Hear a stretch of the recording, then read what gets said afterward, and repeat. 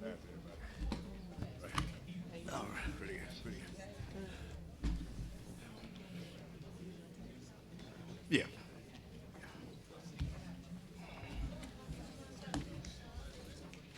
Brings a whole track team to the meeting.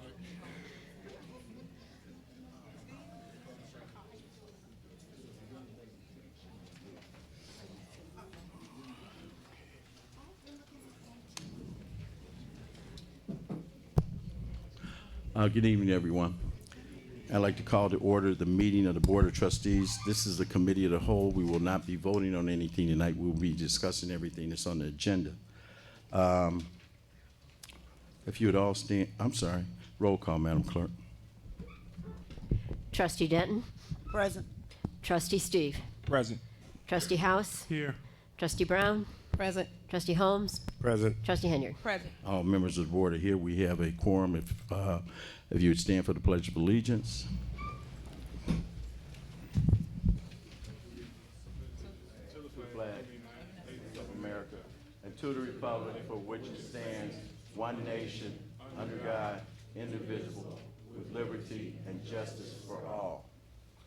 Now, if you remain standing, I'll ask that our fire chief leads us in prayer tonight.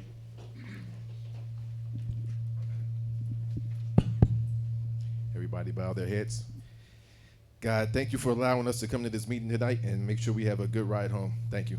God bless. He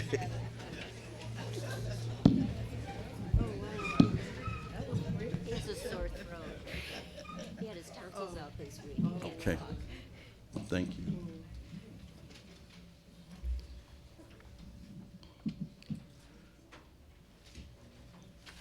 Okay, next thing on the agenda is we have 3 firefighters here tonight that are going to be promoted to the rank of captain. I'm sorry, 2 is captain and 1 is an engineer.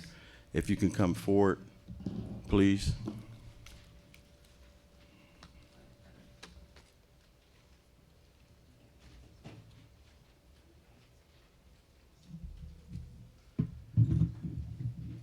Mary Kay, administer the oath. Should we do the engineer and the captain separately? That's fine, yes.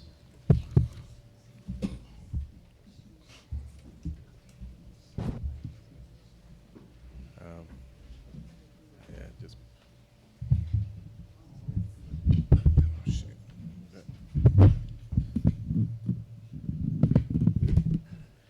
Tonight, the Dolton Fire Department brings to you 3 of our most outstanding members who are up for promotion. We have 2 members up for promotion to the rank of captain. Lieutenant Dave Duvall, our most senior member, having 25 years, the last of which he has spent 13 years as a lieutenant. We also have Lieutenant Daniel Manning, our second most senior member, having 23 years, the last 10 of which he has held the rank of lieutenant. Lieutenant Manning, Lieutenant Duvall. All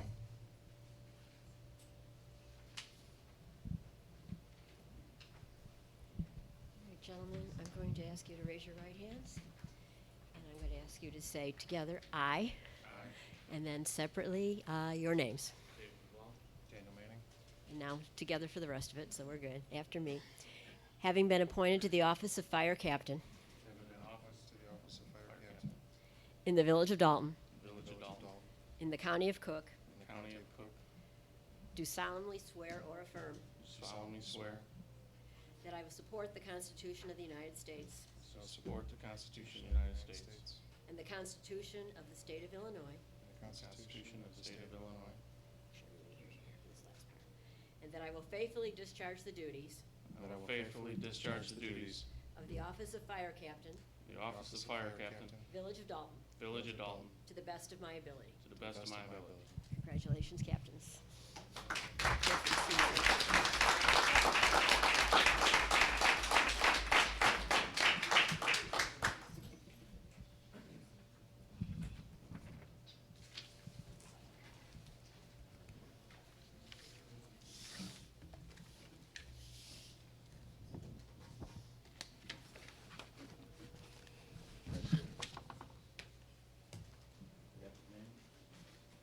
Before you go, gentlemen, if you would sign where your name is. Make sure it's yours.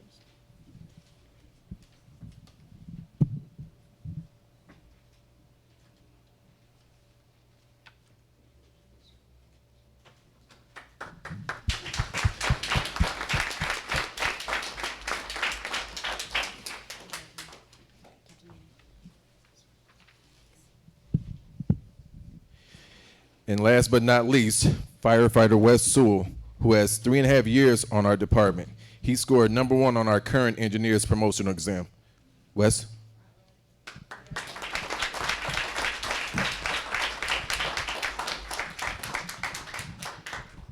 you got a prequel.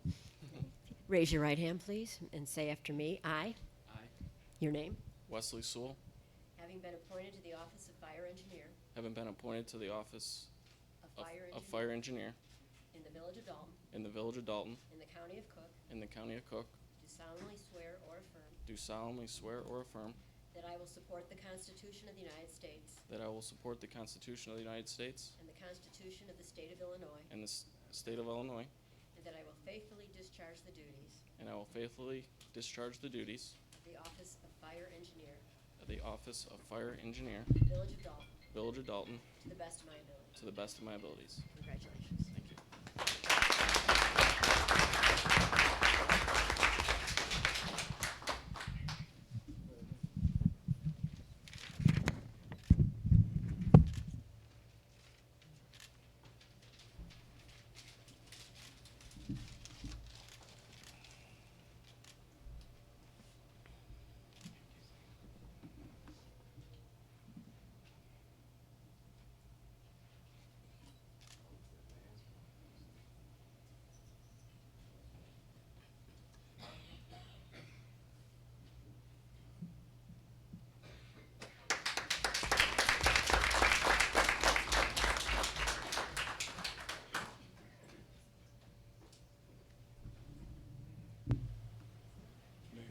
I'm gonna get a group picture.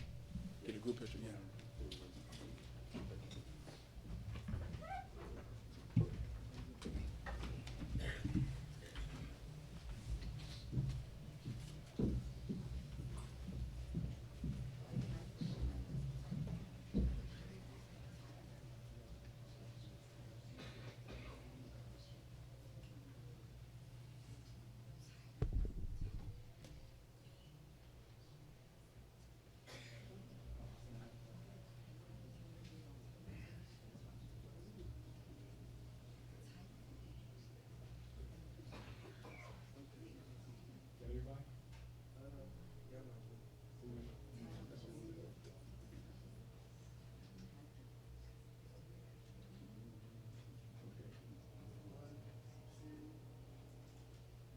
You gotta speak up, we can't hear you.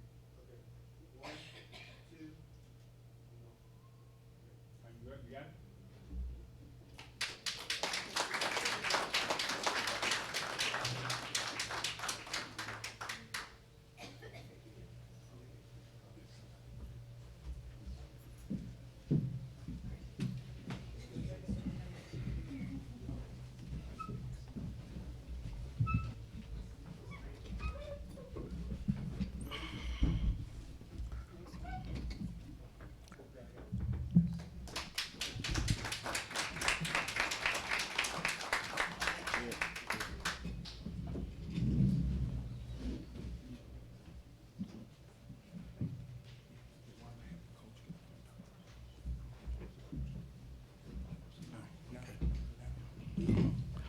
We have another group of young people here that has accomplished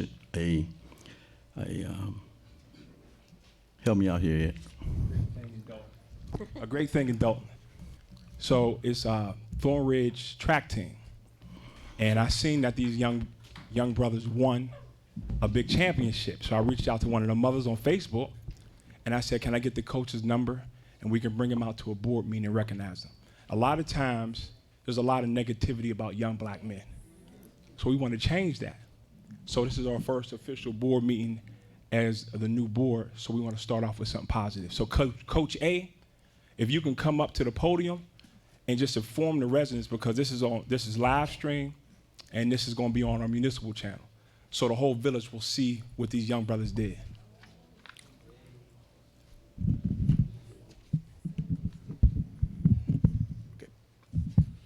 First, thank you for having us out here. Thank you for acknowledging the hard work and the accomplishments of all the young men we have on our team. This past Wednesday, the Thorn Ridge High School boys track and field team took first place in the IHSA 2A track and field championship meet. And in addition to that, we qualified in 10 different events to go to the state meet this weekend at Eastern Illinois University, where we're currently projected to finish among the top 3 teams in the state at the moment.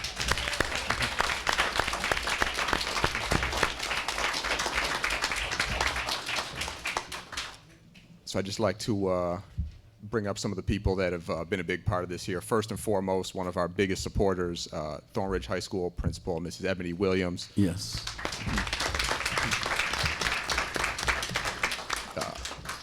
My 2 assistant coaches, Mr. Frank Gomez and Mr. Daryl McNeil. If the coaches can come up beside them so the camera can get them all as well. You two, everyone he announces, please come up. And then most importantly, the young men who accomplished this feat and who we wish luck to this upcoming weekend. We have Perryon Forrest. Come on up, stand out. Shamad Island. Demetrius Bolden.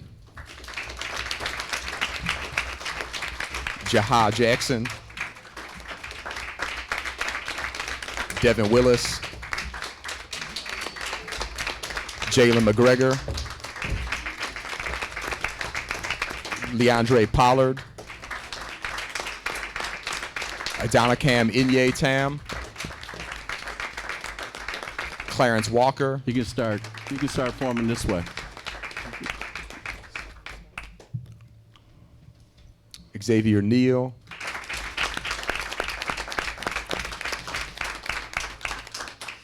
Aaron Hondras,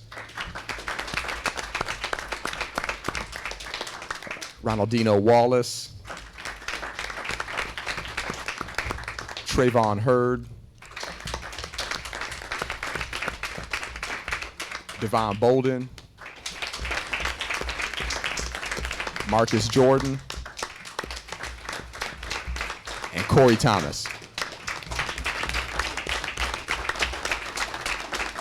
Great, great, great. So Coach A, if you can tell us how can we support this team? When's the next track meet? You kind of went into it, but you can explain a little bit more. And if you win, what's next? So the state meet is this weekend, and that would be the end of the season for us. So you can follow it online. We can try and post something on our website. It's on the ihsa.org. You can also go to, all the results will be up there, and just if you see any of these guys out, or if you're driving by and see us at practice, give us a little honk on the horn, give them a wave, wish them luck, and wish us the best as we try and be the best in the state. Yes, sir. Great.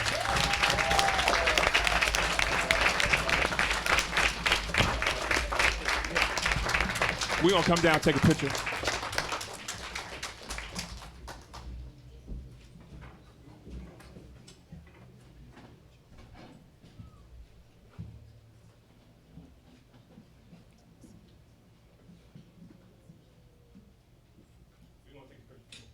Okay.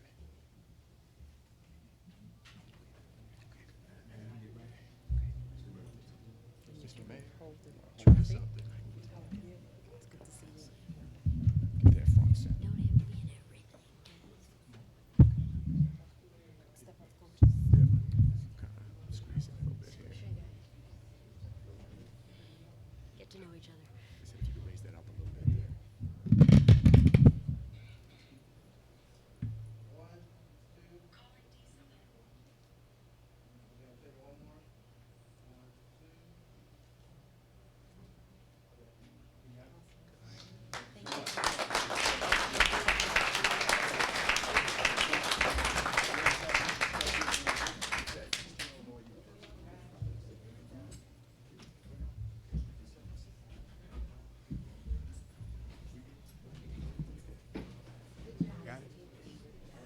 It's nice to see you. So cute. It's up to you. You got to take charge.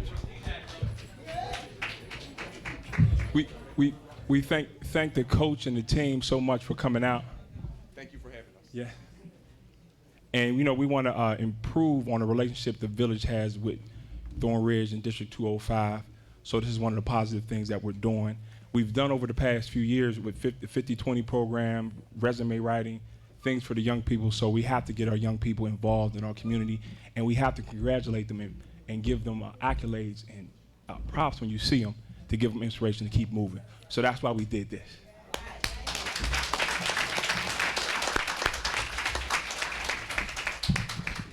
Great job of reaching out, Trustee Steve. Now, you don't have to stay for the rest of the meeting if you don't want, Yeah. but if you do, you're welcome to stay. Okay, next thing on the agenda is general announcements.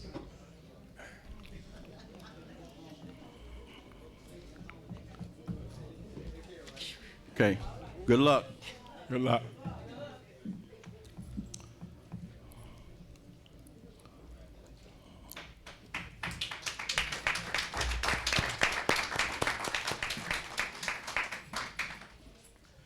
Okay, next thing on the agenda is general announcements.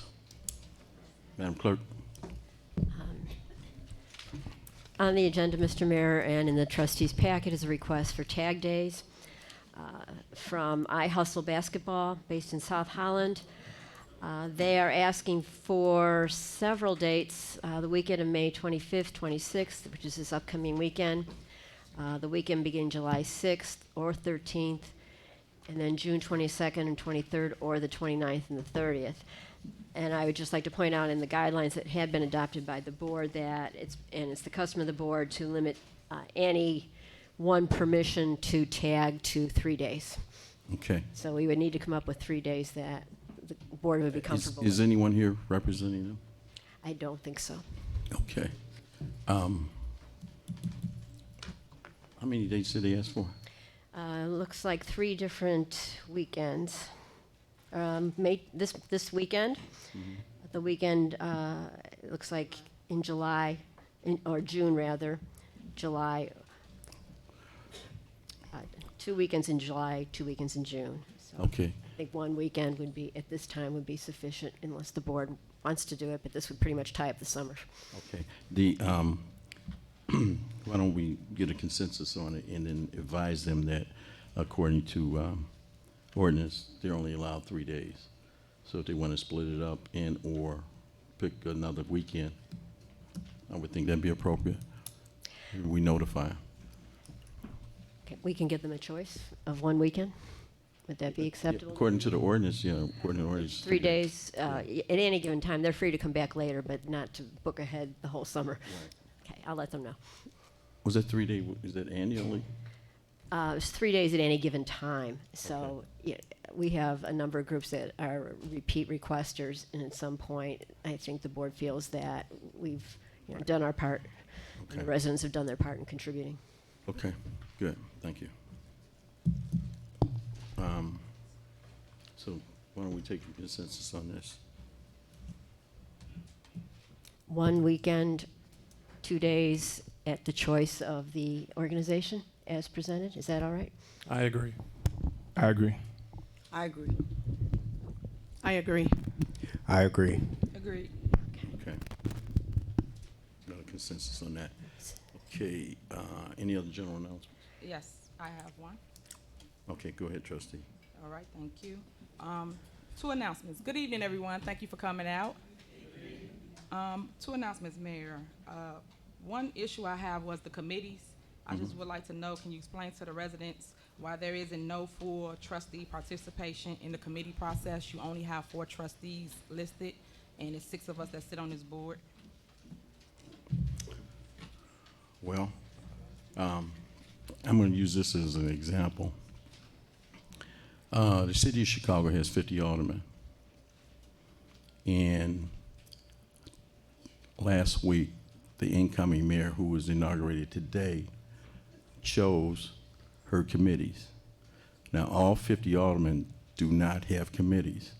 So that mayor, like any other mayor in any other town, in any other village, has the right to pick the committees. And that's what I did. Okay. Well, me as a resident and as a trustee don't agree with that process. That's why I tried to explain to the board, we could have all picked our own committees like we've done in the past. Every board member have sat on a committee. I just felt that's a way of you ousting two trustee, which is myself and trustee Denton, from utilizing their voices and having a committee. I think you should reevaluate this and add us to a committee, which I sat on housing and finance. And also, Mayor, I have a committee for the council walk. You canceled that out as well. I didn't think that was right. That's something that I do every single year. I'm going to continue to do it, but I didn't understand why you removed that committee as well. There was never a committee for the cancer walk. Yes, it was. No, there was not. Mayor, Show me where if you there go was. back, if you go back to a previous agenda, you'll see it says special events, and I announced council walk. Special events is not a committee for cancer walk. Mayor, why did you remove that? What was the issue with that committee? Special events is not a committee for cancer walk, and the special events will be handled by the village administrator's office.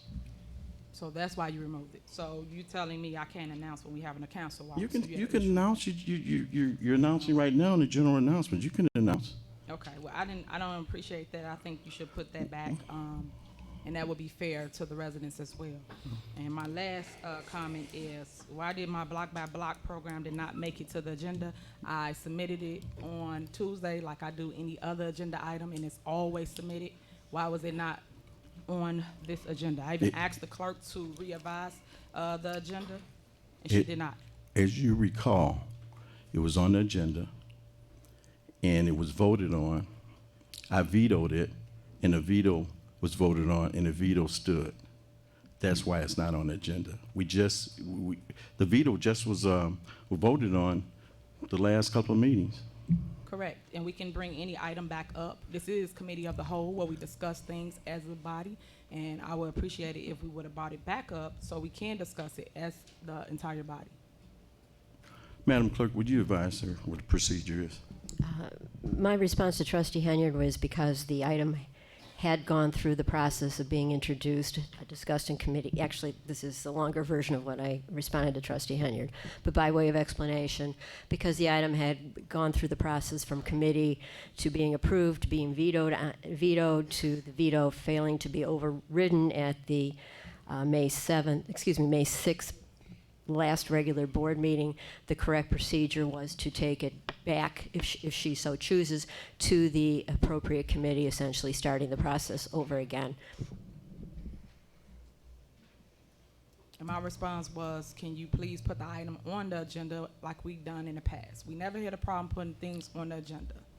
Your response was, you're not going to play these games with the clerk. That's what your response was. Yes, I said that. And we're not going to play games. We're going to follow I the said procedure. that, Mayor. And your point of saying that, like I'm not going to say what I said. You can We're read going the to follow entire the email. we're going to follow the procedure, and that's why it wasn't put back on the agenda.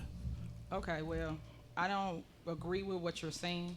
I will look for a legal counsel for that. I think it should have got on the agenda. This is committee of the whole. Once again, it's not a voting meeting. It is a discussion.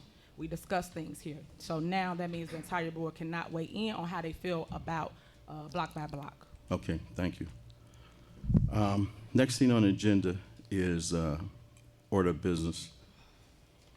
Ordinance number 19-007, authorizing and providing for the issuance of its $1,400,000 general obligation bond series 2019 of the Village of Dolton, Cook County, Illinois, for the levy of a direct annual tax sufficient to pay the principal and interest on said bonds, and approving a tax escrow agreement with Homeward Disposal.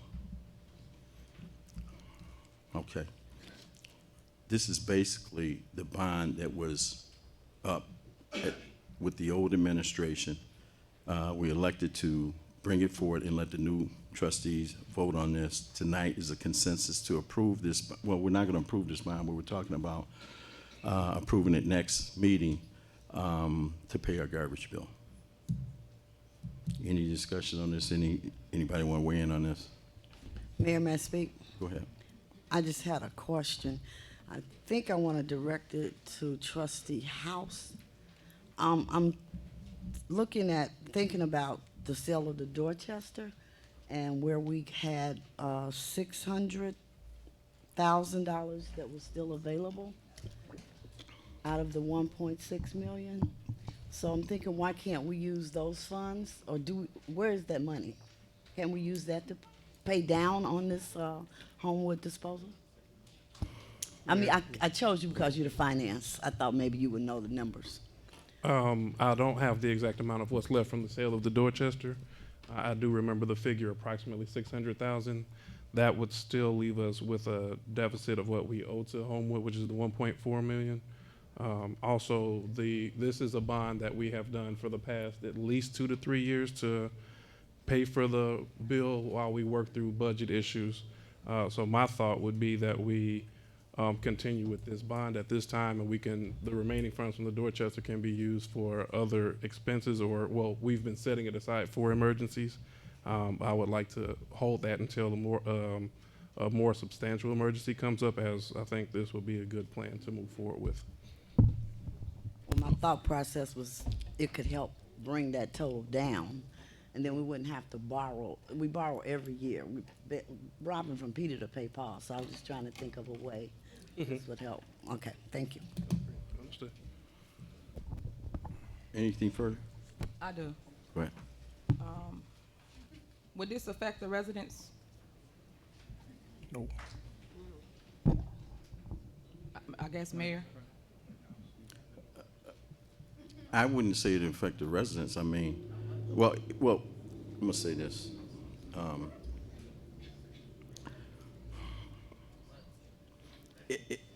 Getting a bond is like getting a loan. And the only way we're gonna continue to have garbage service is to pay them. Now, when I came into office, we had a delinquent account with Homewood Disposal. And over the past 6 years, in some cases, in a lot of cases, the boards weren't cooperative in raising additional revenues to kind of offset and pay these bills. And we have to do what we have to do to make sure that we get garbage service. And this is how it's been done until we create a revenue base where we can get in the black. Then, just as Trustee House said, we're going to have to do this to make sure we continue to get garbage service. I guess my question when I answered, I was asking, would it affect the residents? Would they pay more? Mayor, can I? Yeah. Go ahead. So because it is a bond and this is an annual bond, so the money that gets repaid, from my understanding, is that when we collect our taxes, we pay this off. So it affects us in the sense that we are paying interest on the garbage bill. So Trustee Denton's suggestion is a viable alternative in terms of paying what we have from the Dorchester money and then getting a bond which would reduce the amount of interest that we're paying. However, it would deplete emergency funds that we have, but that is a viable option for the board to consider and for the residents to weigh in on as well in terms of what you would like to see. But the effect would be that we are paying interest on this bond as opposed to having the funds in the bank and paying it outright. Okay, so Mayor, may I be recognized? Go ahead, Ed. I had a conversation with Vince Cankar. This will not increase taxes on you. Tell them who Vince Cankar is. Vince Cankar is the tax attorney that handles all the bonds for municipalities. And I asked him straight forward, will this increase the taxes for the residents? He said, no, it will not. So to answer your question, Trustee Hinier, no, it will not increase any fees or any taxes on the residents. I never asked, was it gonna increase taxes? That was never my question. I asked you, how would it affect the resident? And I directed it to the mayor, but thank you. You asked, would it affect the residents? Not how. You asked, would it affect the residents? So I think both of the trustees gave a Okay, well, thank you, but it plausible sounds as though it's explanation. a payday loan, so, all right, thank you. Okay. Can we get a consensus vote on this? One more thing, Mayor. Go ahead. The key is to bring more revenue in, so we don't have to keep taking bonds. And this board has plans, has things in motion to increase revenue, so we don't have to keep taking bonds. But this bond was voted on one time last year in 2018, I think July 2018 and November of 2017, one or two, but it was voted on before. Unfortunately, we got to keep doing this, but the goal is to raise revenue so we don't have to keep doing it. That's the plan going forward. And Mayor, for the record, we in the same boat. If we keep borrowing, taking out loans, and we're not fixing our situation year after year, it's something wrong. We need to go and reevaluate. Simple as that. This shouldn't even be on the agenda. Well, when I first came into office, I asked the board, who you were a member of, to raise the revenue and increase the license fees.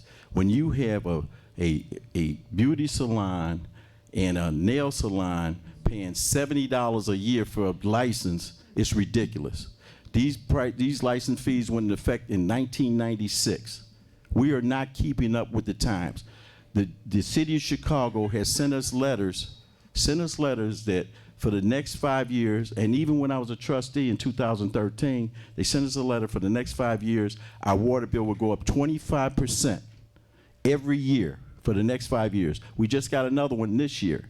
But none of those costs were passed off, whether it was political or elections coming up and things like that. In some cases, we're selling water for less than what we're paying for it.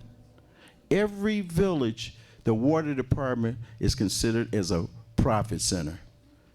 And the reason that they do that is because you can never predict how many water main breaks you're going to have, and each one of those water main, and we've been lucky the last 2 years, because 3 years ago we had 41 water main breaks. Last year and the year before we had 12 to 14.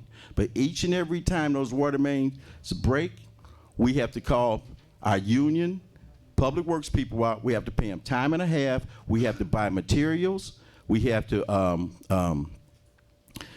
pay for the water that is lost, that comes through those meters over at Public Works, that does not go to any of these houses. The city has to pay for that water. That's why it's important for us to call, when there's a water main break, for us to call them out as quickly as possible to save the money on what that meter is running over at Public Works that the village is going to pay for. So we are one of, and we get a lot of complaints about the water, but we are one of the lowest suburbs with water. There's, for example, we were charging our industrial businesses the same rate that the residents was paying. Crazy. And you voted on this, Trustee Henry. We asked to raise the water rate for the industry, for the industrial customers to $10. You said no. Let's go to $7. Let me tell you what Harvey charges for water main, for water. Mayor, what that got to do with what I asked? Hey, I'm Strange. talking, It's something Trustee totally Henry. different. I'm talking, Trustee Henry. You want an explanation? I'm going to explain it to you. Every time, for 6 years, a lot of members on this board refuse to progress with the times. Just as some of your bills go up in your household, they go up for the city too. And yet and still, they voted against making increases, and it's painful, but you have to do it. This is a mom and pop store here. We 5-mile radius. We have to survive. Otherwise, somebody's going to come in and take over. But I'm going to tell you this. City of Harvey, the industrial rate is $56. You know what ours is? $7. $7. And there's some communities here. Our rate to the residents for water is what? $5.71? $5.71? $5.61 for 750 gallons of water per unit. $5.71. You know what some of these villages are charging? $26. $26. And we cannot, with this overtime when we have water main breaks, that we have to pay, we're barely breaking even. We're barely breaking even. We have to continue to move forward, and we have to continue to generate revenue. Otherwise this board and this village is going to be at jeopardy. It's going to be at jeopardy. When you get an increase from your utility company, or you get an increase on something, what happens? You have to pay it. Well, we get the increases too. Our phone bills go up, our light bills go up, our materials that we buy to make repairs go up. We got union contracts that we negotiate sometimes on a yearly basis, or every 2 years, they go up. And if we still charge the same thing that we've been charging in 1996, we're not going to survive. We're not going to survive. One thing that some of these board members did before, they gave all these houses away for zero, for nothing, to this investment company that they made all the money. Why couldn't we be the investment company? Why couldn't we repair the houses and put them on the market and sell them? And we reap the benefits of that. That's generating revenue. But almost at every term, nope, no, no, no, no. And a lot of it was generated because of me, but they hurt you. They ain't hurt me. They ain't hurt me. Yeah, they put bad press and call me all kind of names in the paper and all that other mess. Point of order. Can we get Hey, back to the agenda? Trustee, I'm talking, okay? Trying to hurt me. But they're hurting y'all. They're hurting you. The only way we can operate this village is to get good people in to serve you. We have to have good customer service, and everybody has to do their part. And that's what we're going to do. That's what this new board is about, and that's what we're going to do. We're going to move this village forward. So can I get a consensus on this, please? I agree. And no. See, that's what I'm talking about. I agree. Okay. I'd like to find an ulterior motive, another way to do it. I'm just not in agreement with how you want to keep getting these bonds. Do you want your garbage picked up? Of course I do, Mayor, but Okay, I'm saying, isn't there another way? What's the other way is to pay the bill. And this town hasn't generated revenue to pay the bill. But I'm going to tell you this. You know, don't be afraid of bonds. Don't be afraid of bonds. Because you got communities that are in the black that take out bonds because they don't want to deplete their savings account. They may ask for a bond to build a new police station, to build a new fire department, to build a new school. Don't be afraid of bonds. The thing is, if you don't generate the revenue to pay the bond is almost just like your utility bill that's coming every month. You know what you get on a monthly basis, whether it's on fixed income, where you're working overtime to make it? That's the same thing as bond. You got to pay interest on using somebody else's money. But just like Trustee House said, we cannot deplete. If we have anything in our reserves here, we cannot deplete it. There's always an emergency that comes up in this village. And it has to be taken care of. Who else? Trustee Brown and Trustee Holmes. Trustee Den, did you give a clear answer? I didn't think it was a vote. This is a vote. I just voiced. We're just trying to get a consensus for next. I said, I'm hoping we could find a different route. That was my. So you want a yes, you want a no. That's all. I want. Okay. Trustee Holmes. I agree. Trustee Brown. I agree. Okay. We have four? 5. Four and I guess. Okay, thank you. Next thing on the agenda is resolution number 19R-010, authorizing the transfer of funds to the general corporate fund from the TIF District Number 3 in deluxe fund and payment of administrative fees for fiscal years 2005 through 2019. Now, this is not a fund, this is not a transfer of funds to operate the village. This is a transfer of funds for the administration fees that was never charged to the TIF. So it's my understanding that it would only be an amount to cover the administrative fees from the years 2005 to 2019. Any questions on this? Yeah. Go ahead, trustee. What is the fund balance for the TIF? Well, I don't have the exact fund balance, but apparently, from what I understand, there's enough there to cover the administrative fees.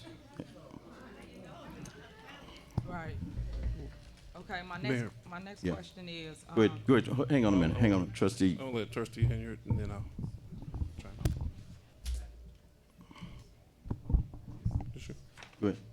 I was yielding to trustee Henry because I think I cut her off, so I'm sorry. No, she had another question. I thought you wanted to comment on her first question. On here, because mine kind of ties into my comment. So I think I am going to yield to her questions, and then I'll kind of jump in with my comment and maybe have some insight on this. Okay. Go ahead, trustee. okay, my next question is, can you provide an itemized of the funds to be repaid over the 14 years, the last 14 years? Go ahead. And then the TIF location. Okay. Well, if you don't mind, because go I think what I was going to say may tie into it. I did have some communication today to kind of research the transfer, and I think my hope or ask is this is more of a reimbursement. So on our last audit and our previous 4 or 5, as long as we've had clean audits, it showed that we have a deficit of $1.3 million that's owed to the TIF. That $1.3 million was not funds that was actually transferred from one account to or the other. It was a combination over the years that all of our money was going into our general account, and we did not have a TIF account established. Once we established a TIF account, the accountant separated what we should have gotten from the TIF, and it should have been in there, and they've recorded it for all of these years as a $1.3 million that is owed to our TIF. This suggestion here in terms of administrative fees are fees that were never recouped from the TIF in terms of insurance, auditing, bookkeeping, because we were responsible and we did fulfill those responsibilities to the TIF. So this would be more of a reimbursement to the TIF as opposed to a transfer. So my question that I've asked to our accountant as well as the attorney, but I asked it today, so I didn't provide enough time for them to respond, is if we can reword this from saying a transfer to reimbursement, because ultimately the end goal would be that the $1.3 million that we're showing on our financial statements will be reduced down to $300,000 show that we owe to the TIF, because we are reimbursing ourselves for services that we've already provided. Second thing on there is also that we, to Trustee Henry's point, getting an itemization of how we came up with the figures, because we just got a list of figures from 2005 till now. And I know that I believe everybody in the room, the board, and our accountants are going to request how did we arrive at the figure that we are asking for or seeking reimbursement.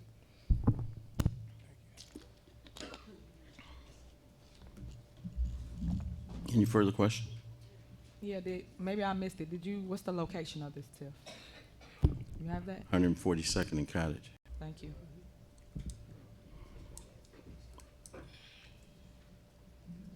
Any more questions?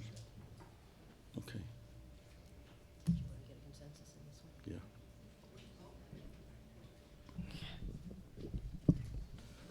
Mayor Rogers is asking for a consensus of the board on this item. Anyone?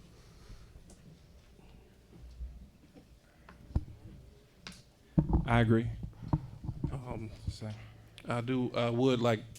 I agree with moving it forward. I do want to get more clarity between now and that time to confirm that it is a reimbursement, that no funds will physically be transferred, but I agree with moving it forward to the next agenda.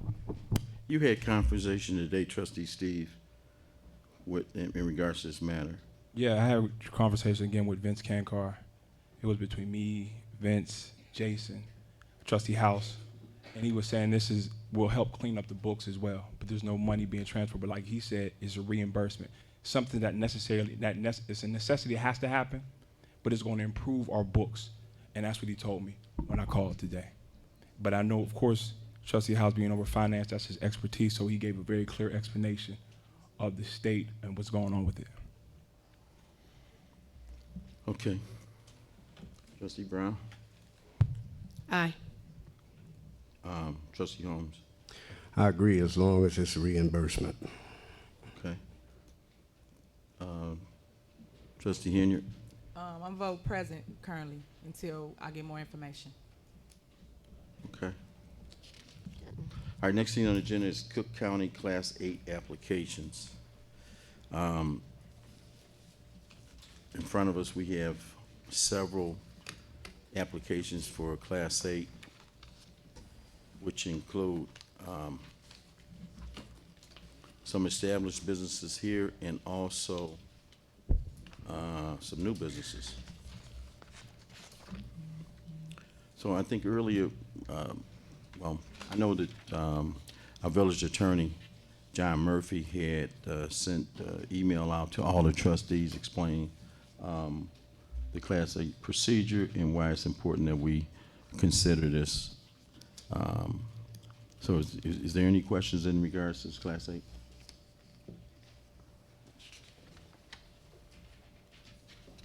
Okay. There's no questions. Gonna get consensus on these? I do have one question, Mayor. Okay, go ahead.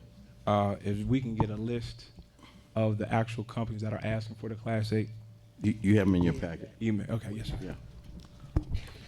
Mayor, if I may also. Go ahead. Would it be okay if we just read them off so that the residents know which places we know? That's fine. Not yet. As citizens address afterwards. Go ahead, trustee. Why don't you read them all? Oh, let me pull them up.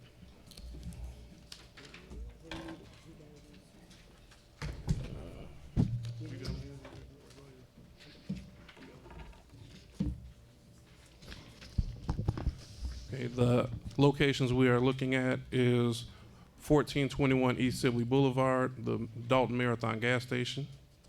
1317 East Sibley Boulevard. It looks like this is a new development. They want to build a national hard goods store. 14753 Greenwood Road. This is that a salon? That's our water IT system. Water IT. They're already here in town. They bought several buildings up. They want to continue to expand. 1040 Maryland Avenue, Water Integrated Systems. That's the another new building that they're acquiring and going to develop. 1100 Maryland Avenue. That's another new building that they're acquiring and going to expand. 114 through 130 East Sibley Boulevard, which is a strip mall east on Sibley. Yes, that's a strip mall at Sibley and Edbrook. And 132 East Sibley Boulevard, which is Daly's Ambulance. What is that? That's the, Where's that, Bud? that's the old ambulance. The old, what? That's the old ambulance building. Oh, yeah. Actually, that's our old media center. Yeah. They're putting a new business in there. Mayor, may I ask a question? Go ahead. My understanding that these Class 8s are for new businesses, and there are a lot on here that are, getting another establishment, but the ones that are already in existence and are just adding on to what is already there, that qualifies them as well? It does. Mayor, can I be recognized? All these applications were forwarded here by each of these companies' legal counsel.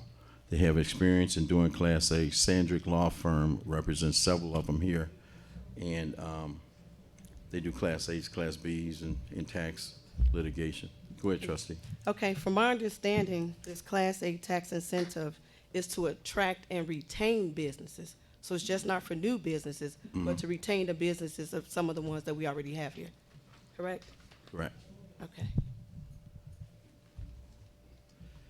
Okay. I got a comment. Go ahead, trustee. So we're giving Class 8 to 7 locations. I'm sorry. We're giving Class 8 to 7 locations. The seven seven? addresses Was it that's 7 or 8? listed here. Did you have the last one?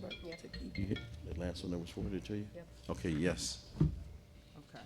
Well, I find it kind of ironic. There's been several people that came before our board and asked for a Class 8, and you was totally against giving out Class 8s. Oh. So how all of a sudden now 7 different businesses you want us to approve a Class 8 for? I was and I not- think you should elaborate and explain to the residents when we give a Class 8 what that entails, what that do. I think, well, first of all, I think Trustee Brown just explained that to you, and then. No, she and- did not. She did not. She made a statement. She did not explain what a Class 8 is. What do it do? It provides a tax incentive for the businesses that are here and new businesses that come here. Okay. And you've got the email. But how that do it impact the residents? How do it impact the community? When we give out a Class 8, how do it affect them? That's what you're not telling them. Okay, you tell them how it affects them. It's your agenda item. I don't have to explain it. I'm You just tell putting them the how it facts out there affects them. for 'em. You This got is your the- agenda item. You got the explanation from the village attorney with his recommendation, to approve these Class 8s. It's to keep, these businesses pay taxes here, and giving them an incentive to either stay here or come here to develop business is what towns do. Now, you can look at all these other towns with development, Homewood, Orland Park. They give Class 8s and Class 6Bs to bring businesses there. And if we're not more friendly to the business community, we're not going to have any businesses. And in the email, he also said that the way to have a village to survive is bringing businesses in and economic development. Only way. And these previous boards have been totally against that. You voted against everything. Everything that could have been revenue generated, you voted against.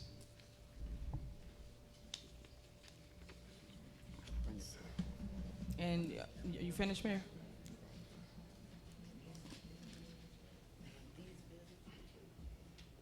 You got any further? These established businesses. I just want the residents to ask questions. Just They'll- because we they'll- say it they'll- up here, they'll don't get an make op- it they'll true. get an opportunity to ask We're questions. giving out- We're asking for Mayor, you just asked me and I'm speaking. Can I? okay. Thank you. We're giving out 7 Class 8s. That's a lot. That's a hit in our tax revenue. And I think the mayor should explain to you guys, what that entails. It's his agenda item. He should explain and elaborate to you guys. He just put it on here and say, vote with it. And when you ask questions, he make it as though we're against him. No, we're not. I'm speaking up because I want to protect your pockets. It affects the community as a whole, not just one individual. You know what affects us also? It's not bringing businesses It here. ain't about bringing businesses. It ain't Mayor. about bringing businesses That's here. not. That has nothing to do with bringing businesses Okay. in the community. Right. Like That's she why. just said, these That's are why we people that's haven't had any already since here. you've been on this board, because you voted Mayor, against everyone. No, I have not. But I'm not gonna go back and forth with you over that. Thank you. But my point is, ask questions, residents. Wake up. Mayor, may I be recognized? Go ahead, Trustee. Mayor, out of 1, 2, 3, 4, 5, 6, 7, will we be generating revenue with these businesses? Yes, actually, I think there's 3 or 4 of them for the same company. They want to expand. All those vacant buildings that's over there off of Greenwood, Maryland and Drexel, they are buying them up. They've sat vacant. They're what I want to say, they're deteriorating, and so you rather have a vacant building than have a company come in and improve the site and take over that building. This company, if you recall, this company came into this town and got a vacant building that had been vacant for 8 to 10 years, cleaned that building up. This is IT Systems at Drexel and Greenwood. Cleaned that building up. They started out with 4 employees. They have over 40 employees now. They have expanded to every vacant building over there. We had Gulf Packaging there. They had some financial issues. They went out of business. They sat vacant. We tried to bring Cook County Supply Building there. That did not work out. I negotiated a deal with the owners of this that lived in Las Vegas with Gulfport Packaging, that building. They wanted $750,000 for it. And they got it for substantially less rather than the owners. He said, I'd rather see somebody in it than have that building vacant, and it's going to be worth $100,000 when they get through vandalizing it. They've taken that building, they modified it, and there's 2 other buildings that they want to take. And that's what this is all about. So actually I think it's 3 or 4 of these Class 8s are for the same company. And the other one, this 1317 East Sibley, is a vacant lot that's next to the Taco Bell, that we're this close to putting a company there, new construction. New construction. Mayor. What? Just give an example. You want to? Hey, you said you what? want- Whatever. You want to argue about I'm not arguing. everything. We discuss. It's called discussion. Nothing is right, but I'm No, gonna tell you, I'm pointing out trustee. facts, Trustee, Mayor. I'm gonna just tell you, we're gonna move this town forward. We're not gonna be Mayor, here I'm 3 or fine 4 with hours a moving night. The town forward. I'm Every not board- against that, but I'm gonna ask questions before we do so. And What's wrong with that? And that's fine. Okay. You know, it would help if you do a little research before you get up on I the did bench. do research, but you're not telling them the facts. I know the facts. I Okay. just want you. This is your Okay, agenda item. But anyway, what's the fact my then? fact is this. What's the I fact? remember that storage company came up here, Mm-hmm. and you was against them getting a Class 8. They sit on Woodlawn, across Mm-hmm. from, was it Wendy's? Walgreens. Yeah. And you was against giving them a Class 8. So all of a sudden, 7 Class 8s come up, and now you all 4 Class 8s. Well- and then tell them what is the tax cut for a business. I Say, don't for know what instance- I I know, don't. but get them examples. It's- Say, for instance, it's $20,000 that company would pay for that location. I'm- it would get cut in half. It Tr- would go to $7,000-$8,000. That's not let true. Alone, That's okay, not but I'm true. saying, well, get them their percentages. not then. true. I Trustee- gave it as an example. Trustee, I said example. let me. That's like trustee, residents that has trustee, a house, but we raise their property taxes. Trustee, but we gonna give all the cuts to the businesses. Look, Come on. you know what the good thing about this is? You can vote no. I understand that, Okay. but I can also say my That's the- opinion. I can that's- also tell that's- you how I feel about it, so I can explain to that- residents why I'm voting no. That's the good thing about this. But we're on a path to generate revenue for this town and to move this town forward and make it a better town and a better quality of life for our I didn't residents. disagree with that. All I'm Okay. saying is you saying it's good Right. for some and not good for Yeah. all. Okay. Doesn't Mayor, make may I sense. be recognized? Go ahead, Trustee Holmes. You know, as long as developers or people who have been here with business are solid about building here in Dolton and not hurting the residents, I'm on board with that. If they're not going to raise the taxes and they're not going to hurt the village, you can come in. If you got a company and you extending your company and we're generating more revenue to help this village, let's move forward and help this village. And for the record, we Okay. can help companies. I'm all for that, but y'all gotta understand how a Class 8 works. Since they don't want to tell you, let me break it down. Basically, if we give you a Class 8, say you come up here and you say, Tiffany, I need a Class 8 for a beauty salon or whatever. I give you a Class 8. We can vote and give you 20 years. We can give you 10 years. We can give you 5 years. That will hurt our community. That's what he's leaving out. So how long is each Class 8 gonna be for?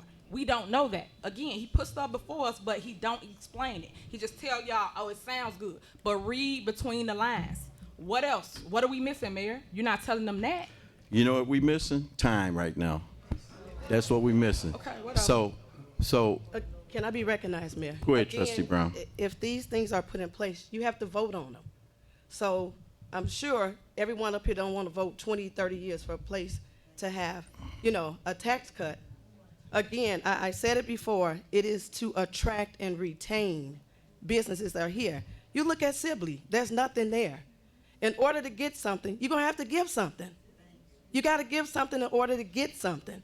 So, hey, give a little tax break. You can say 3, 4, 5 years. Nobody's saying 10, 15, 20 years. It has to be voted on.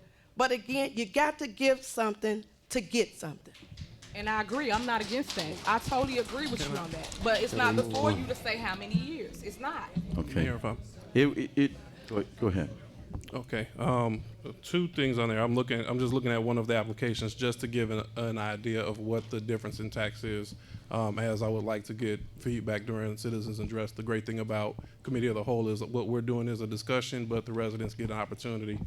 One request comes in and it says that the tax liability would be $120,000 without a Class 8, which could be pretty hefty for a business, or it could be something that they've budgeted for. It would be reduced to $51,000 with a Class 8. So this one is the 1040 Maryland Avenue. So I believe that is, I think that's a new expansion. So that's something that's not established right now. And if they were to do the development, they would incur $120,000 worth of taxes on the front end versus $51,000. Trustee, that's the one they wanted to put an addition to. That's the one. Correct. Correct. On the Class 8, I am looking intensely at feedback from the residents. I'm in favor of moving forward on all with the exception of the marathon. I think we've had ongoing concerns with them in the loose squares and things, and while that's still outstanding, I would not be in favor of moving forward on that one, but the other 6 I'm okay with. Mayor, can I add one more thing? Go ahead. Okay. Along with those businesses coming, that means jobs. Jobs for the residents. So you have to think about that when those businesses come here, then there will be jobs that also will come here. And we've asked each of those businesses to hire our residents first. May I be recognized, Mayor? Go ahead. One business I want to speak on is Water Integrated Systems. If you look at on the YouTube page over the past few years, I've done videos for that company. And each year they expand, they grow, they buy, and they stay in Dolton. So this is a good business that's here in the village that's developing. We don't want empty utility or industrial spaces. We don't want that. We want people in there. We want companies in there, and that's what we're doing. But I do agree that we will get the actual amount and the specifics and make that available to the residents. There's nothing wrong with that. But that's why this is discussion. Also, they moved their corporate offices from Gary, Indiana to Dolton. So that's why their expansion. And they're doing great business. They started out with one customer. The purification system here has changed. Prior to 2 years ago, Water Reclamation District was taking all the waste and not had it pre-purified. Well, now there's a law in place that all this waste has to be filtered first, then it goes to the Water Reclamation District. That's what Water Integrated Systems does. They started out with CTA and one other company. Now they have over 25 companies that they're purifying waste for before it goes to the Water Reclamation District. And they have a number of employees there that live in the village of Dolton. So at any rate, why don't we get a consensus here? I am in agreement with Trustee House on all except 1421 East Sibley, which is the Dolton Marathon gas station. I agree. Let's move forward.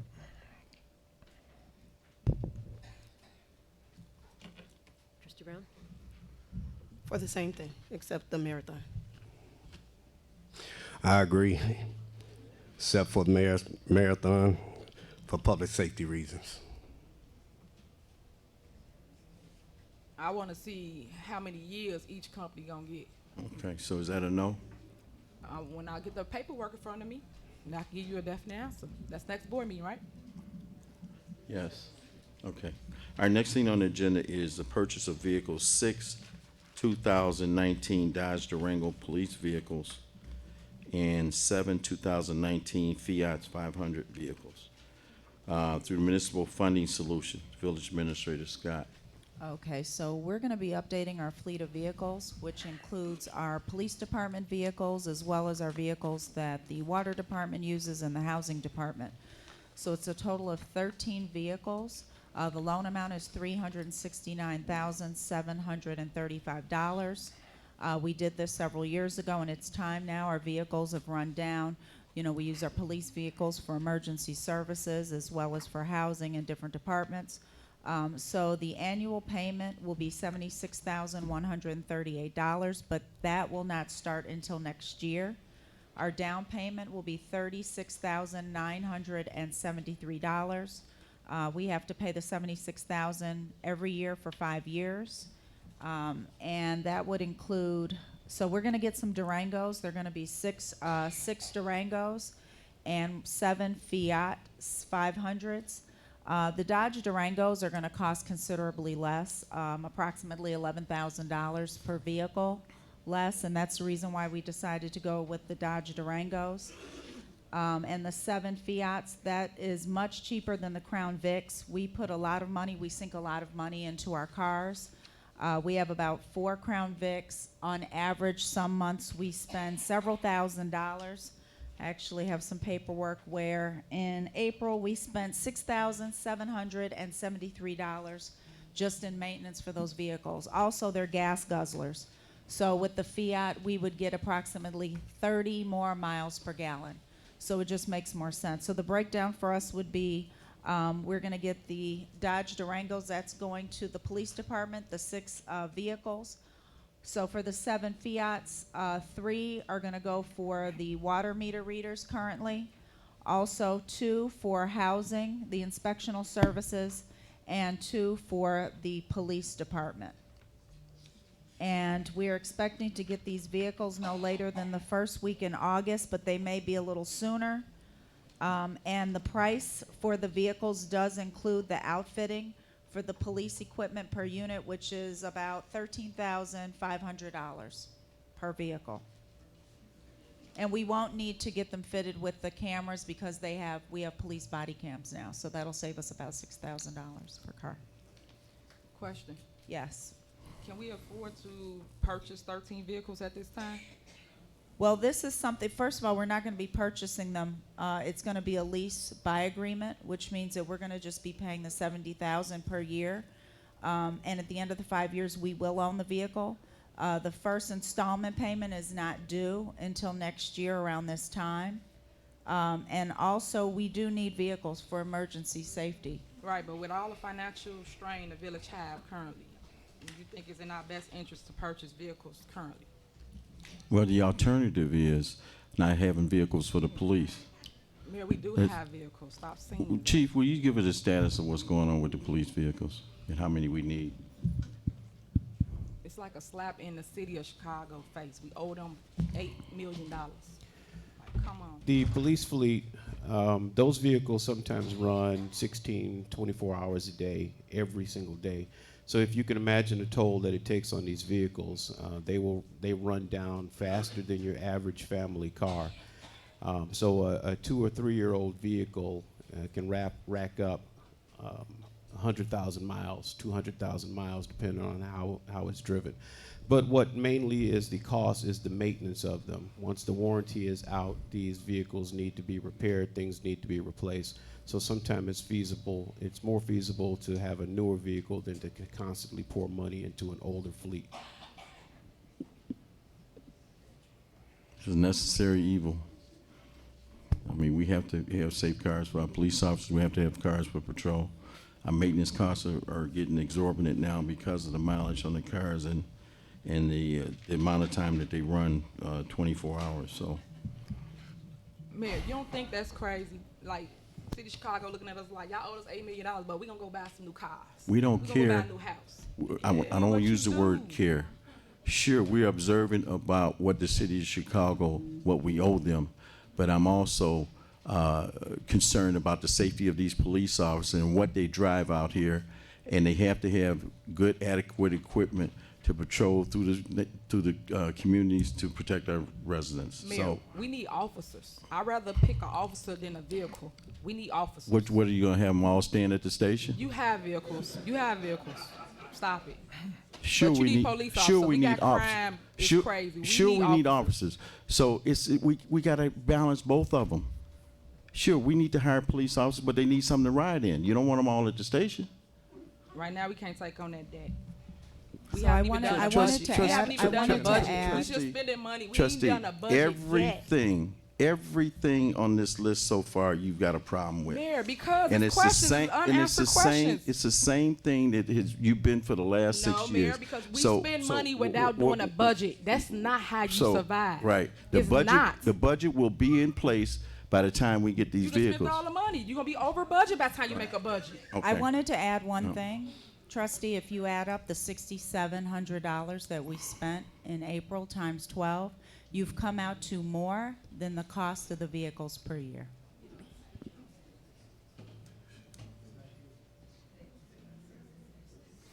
Okay, can we get a consensus vote on this? Could I have like maybe two quick, fast questions, if I may? Go ahead.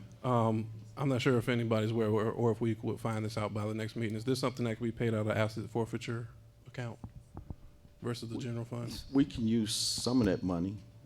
Okay, so also I wanted to add this, that some people may not be aware of. We have a budget that we're budgeted for, and the police vehicles are coming out of the police officer's budget, which is approximately $54,000. I rest my And case. the- We don't and even know the- where we spending the money from. Yeah, and the one other thing that I would ask if we can get between now and the next meeting, because I think Administrator Scott made a good point of how much we're spending on maintenance versus the cost of, how much we've spent previously on maintenance versus the cost of this, because I think that will be, hard numbers would help us out with that decision. And we took in consideration of ordering the Fiat because of the gas. You know, we have to take in consideration the amount of gas that we're spending in these older vehicles and the maintenance on them. So I believe the mileage for those Fiats were somewhere around 40 miles a gallon, 45 miles a gallon. So we can probably operate that, you know, one of those vehicles for 2 weeks without having to refill on gas. So we took in consideration the cost of the gas also, since gas is also increasing right now. And the gas that was spent on the police vehicles alone was $9,967, so that would cut that cost down considerably. That was for 1 month. Okay. Trustee Denton? Yes. Steve? I agree. Trustee House? Agreed. Trustee Brown? I agree. Trustee Holmes? Agree. Trustee Henry? Why do you need a consensus vote if you're getting the vehicles in August already? Trustee Henry, yes or That no? means you already made the Okay. deal. That's So why all you right. need our opinion That's now? all right, we got It's already five. paid for. We have 5. Okay, next thing on the agenda is number 5, termination of legislative counsel for the trustees. That's Trustee House. Well, okay. Am I on? Okay. I just put on termination of legislative counsel for the trustees for us to go forward with on our next meeting to vote. I think that we do have currently a legislative counsel that counsels to the trustee board and then one for the village. And I think that we can do a cost savings by utilizing our village attorney for all expenses. So I wanted to get a consensus if we can to move forward on the next meeting to make a vote.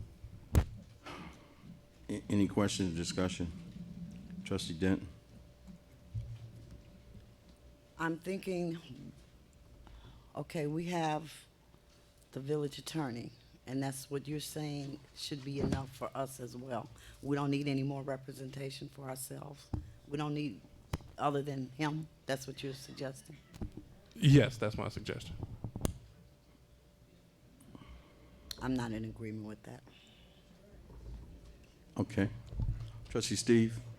I agree with it. I want to say also that was a waste of money that these previous trustees did to get their own attorney, and it's a waste of money, the money we don't have. So I'm in complete agreement with it. Trustee House? I agree. Trustee Brown? I agree with Ed.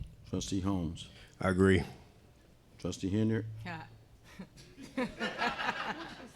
I didn't hear that. I'm actually agreeing with something. I agree.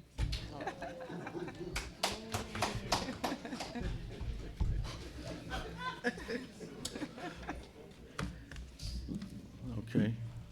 Next thing on the agenda is update on Melanie Fitness Center. Trustee Steve. How's everybody doing today? Good to see everyone. I don't need a consensus vote. I just want to update everybody on the Melanie Fitness Center. A lot of people depend on Melanie Fitness. A lot of people really wanted to see it fixed, saved. We have started the pool finally. And we finally, it's in the process of getting done. The sad thing about it is that when you get on this side of the table, you see the decisions that were made prior to me and the bad decisions that were made that cost the village a lot of money. We were this close to getting that pool done. And we were told that you had to be certified to finish the pool, which wasn't true. So the guy came back and I asked him, I said, do you have to be certified to do this? He said, no, you have to be certified to work on the pumps, not to plaster the pool. So now the village is about to be out another $40,000 that we didn't have to, based off of crazy decisions that previous members made. So, but moving forward, we're gonna move forward, and it's a question of either get rid of it or save it. And I say save it. So I want to get everybody who are here who loves the village, who wants to see the village progress. This is about health and wellness, and we're going to save our community center, our Melanie Fitness Center. So as we move forward, you'll hear a lot more from me about the progress of Melanie Fitness. And everybody out here who I know, Ms. Copeland, everybody who ran, I need everybody to go get a membership to Melanie Fitness. And I'm going to ask you, did you get your membership yet? And all the elected officials, we're all going to get memberships because it's a matter of saving it, and we have to save it because there's people whose health depend on that center, and it's ours, and your taxpaying money has been keeping it open, and we're going to keep it open. So that's just the update of where we're going. As we move forward, you'll hear a lot more from me about the rollout, about the marketing plan, because it don't cost a lot of money to market with social media nowadays. In fact, that I do video, I can do a lot of it. So that's what we're going to be doing moving forward. Please keep your ears out to it. The pool is in the process of getting done, and when it's done, I'll make that announcement known to the whole village. So everybody needs to get a Melanie Fitness membership and take care of your health and your wellness so you live long and live happy. Before you get out of here tonight. That's right, that's right. All right, okay, thanks for the update, Trustee. And I'd like to applaud Trustee Steve. He has really fell into this position. I'm telling you, he hasn't stopped smiling since the day of the election. And every day I get multiple calls. Mayor, can I do this? Can I do that? Can I do this? Go ahead and do it. Because it's real positive. All right, next thing on the agenda is the citizens' address, but I'm going to say something. I want you all to remember that this coming Saturday, we're at 12 o'clock right out front, we will be dedicating and renaming Chicago Road for Dr. Martin Luther King Jr. Drive. So we'd like to have your attendance if you can come out this Saturday. And then also, I'd like to see this boardroom feel like this from now on for the board meetings. It really shows the interest of the community that you want to know what's going on. I'm glad about that. Now, Stephanie.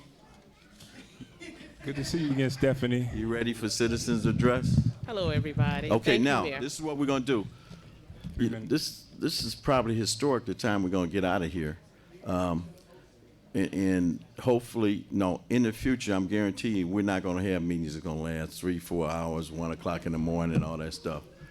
So we're going to hold everybody to 3 minutes, and hopefully we get out of here pretty quickly. Go ahead, Stephanie. All right, good evening, everybody, to the board, mayor, to the newbies, new trustees, new employees, everyone. I pray that the new members of the board will not only be fair, but be willing to work with all residents of Dolton and not just the residents that supported your campaign. It is my prayer that in the future, your plans are to connect with the residents and work together on issues that affect our village and values. Make it a point to not only invite residents to committee meetings and to sit in the audience, but to invite residents to sit at the table for open discussion as well before any decisions are made on things that directly impact our livelihood on our tax dollars. We want a say in how our tax dollars are spent. You may have seen the commercials on TV, the Fair Tax Now, asking Illinois residents to voice their opinions on if citizens should have a say on how their tax dollars are spent. I think the same approach should trickle down to the local and municipal levels as well. I understand this new but fair ruling is due to the amount of corruption that happened within our state, counties, cities, and local municipalities by politics and politicians. I bring this subject up because of the recent and past incidents where accusations of wrongdoings were brought up against the mayor from two totally different sets of trustees, from his first term, from 2013 to 2017 as mayor, and also former trustees of his part of his second term in 2017 and 2018 to the current term, who have all accused the mayor of fraud, corruption, and deceit. Now, because the mayor is trying to prove himself as a good mayor, and I think to be a good mayor and allow the citizens to provide their opinion on how their tax dollars should be spent. One thing Dolton administration has taught me is that we need two more pair of eyes watching the watchers. I think the idea of Fair Tax Now, which allows the citizens of Illinois to be a part of making their own informed decisions on how they want their tax dollars to be spent. It gives more transparency as to how our state is being run. Now, I know some of our mayor well-wishers are saying, well, the mayor wasn't able to handle his administrative duties last year because of these trustees. Well, doesn't it make just a little bit more sense to have more transparency and allow us, the citizens, to be a part of the decisions and the discussions before any votes or anything are passed? And for the newly elected trustees, this is your chance to really do something spectacular for your community, something that creates fairness within our village. I'm very skeptical of leaving the important decisions on how our tax dollars are being spent by this board. The nonsense that we went through with the mayor and both of the previous administration was really a cry for help. Can they or should they be trusted to make valuable decisions on their own? I think they need our help. And we've reached our 3-minute mark. We need to also have two more pair of eyes, again, watching the watchers before final decisions are made. That way, no one can point a finger. I'm almost done. One second, we've reached sir. our 3-minute I know mark. there are a lot of mayor well-wishers, and for previous trustees who I really didn't care too We've much reached for our either. 3-minute mark But now. wouldn't or You have shouldn't it other make a speakers little bit behind you. more sense? And don't you want to be a little bit more cautious about where your tax dollars are going? Start claiming your own ma'am, we've village. reached our Don't 3-minute allow mark. these You have people other to make speakers behind you. decisions Please for be you. courteous. Illinois is changing. And thank God for Lori Please be Lightfoot, courteous because to she's the bringing speakers behind corruption you. down in Chicago. Well, Stephanie, damn. Good evening. I have 3 questions, possibly. Speaking to the mic, man, please. I have 3 questions, possibly, and I hope someone can answer them. First, I sat and I listened to the Cook County Class 8 applications. When CVS was here, they didn't get an extension, which we lost a valuable business. So I'm kind of concerned about why is it only certain businesses that have the opportunity to get these Class 8s when they had wasn't given that opportunity. That's my first thing, so I'm trying to get my 3 minutes in too before he started. I'm gonna give you an extra minute, but I want to answer that. Okay. Do you know, in fact, that CVS applied for a Class 8? Do I know in fact? Yeah, did they apply for a Class 8? No, I don't. They didn't. They didn't? They didn't. That CVS was one of 400 CVS stores that closed. It closed here, it closed in Riverdale, and it closed in other south suburbs. No, Riverdale is still open. Riverdale is still open. Okay, I'm mistaken about Riverdale. Okay. But at any rate, they closed 400 stores. And one of the problems with that store was theft. I am aware of the Shrinkage. theft. They I'm never very applied aware for a of that. Class 8. Okay, well, thank you for answering. Mhm. So, I mean, we talking about bringing business and stuff, so Yeah. that was one thing. And I'm going to tell you why it's still vacant right now. Go ahead. I just tried to put a deal together there. Matter of fact, GenCare applied. They sent their architectural work here to rent. It's a corporate store. It's for lease. They wanted $26,000 a month for rent there. I just talked to the broker Saturday. because we have not had any contact from Gen Care. I called all the people that were involved in trying to bring Gen Care there. There's a daycare center that wanted to come there, and the broker told me they are not moving on the rent. The lowest they would go is $24,000 a month. That's why it's still vacant. Okay, that's why I ask questions. Yeah, and there's been vandalism there. They've replaced all the copper wire has been pulled out of there. They replaced all the copper wire and everything, trying to have the lights on to make it advantageous to someone else. But we're just not in the area where somebody's going to pay $24,000 a month rent. Absolutely, I agree. Chief Collins, please make a note that I got 2 extra minutes. Also, That was the only one I had. my concern about the Homewood disposal, we pay for disposal in our water bill. So has that not been allocated to where it's supposed to go, or how does that work? It has been allocated. It goes into a separate fund now, but we're still was $2 million some odd dollars when I came into office, and we just got to get a hand of it. Now, if we have raised some of those fees, maybe we could apply that money towards the delinquency. But for 6 years, I take that back. 1996 was the last time that the fees had been raised. And like I said, when you have a hair salon that's paying $90 a year, and you got a nail salon that's paying $70 a year, that's unheard of. It's unheard of. I mean, how much it cost you to get your hair done? Okay. So one of those days that you visit your hair salon could pay for a license with what they were paying. Okay. Then my last thing, I want to say upset, but to go to the water department and it say that they don't take cash really offends me, because this is a village. So fire the person that's stealing, but it is a very inconvenience that you would put it on the citizens that you won't take cash. There's a Why? number of water departments and there's a number of villages that don't take cash. Mayor, you out. I mean, we got to be. I understand what you're saying. We have to be progressive. But I definitely understand you. It's a lot of things that needs to be progressive in the village of Dolton. Yes. I'm very aware and understand that. I just feel though, as a citizen, and many people don't even carry cash anymore, but to not give us the opportunity to pay with cash. There's several ways that you can pay. Absolutely. There's several ways that you can pay. That's why we announced it. And for and that we're not inferring that somebody's stealing, because you can still steal on a credit card. You can do certain creative things on that issue. That's absolutely true. But that eliminates one problem if we had it. Oh, if we had it. All right. Thank you so much for your time. Okay.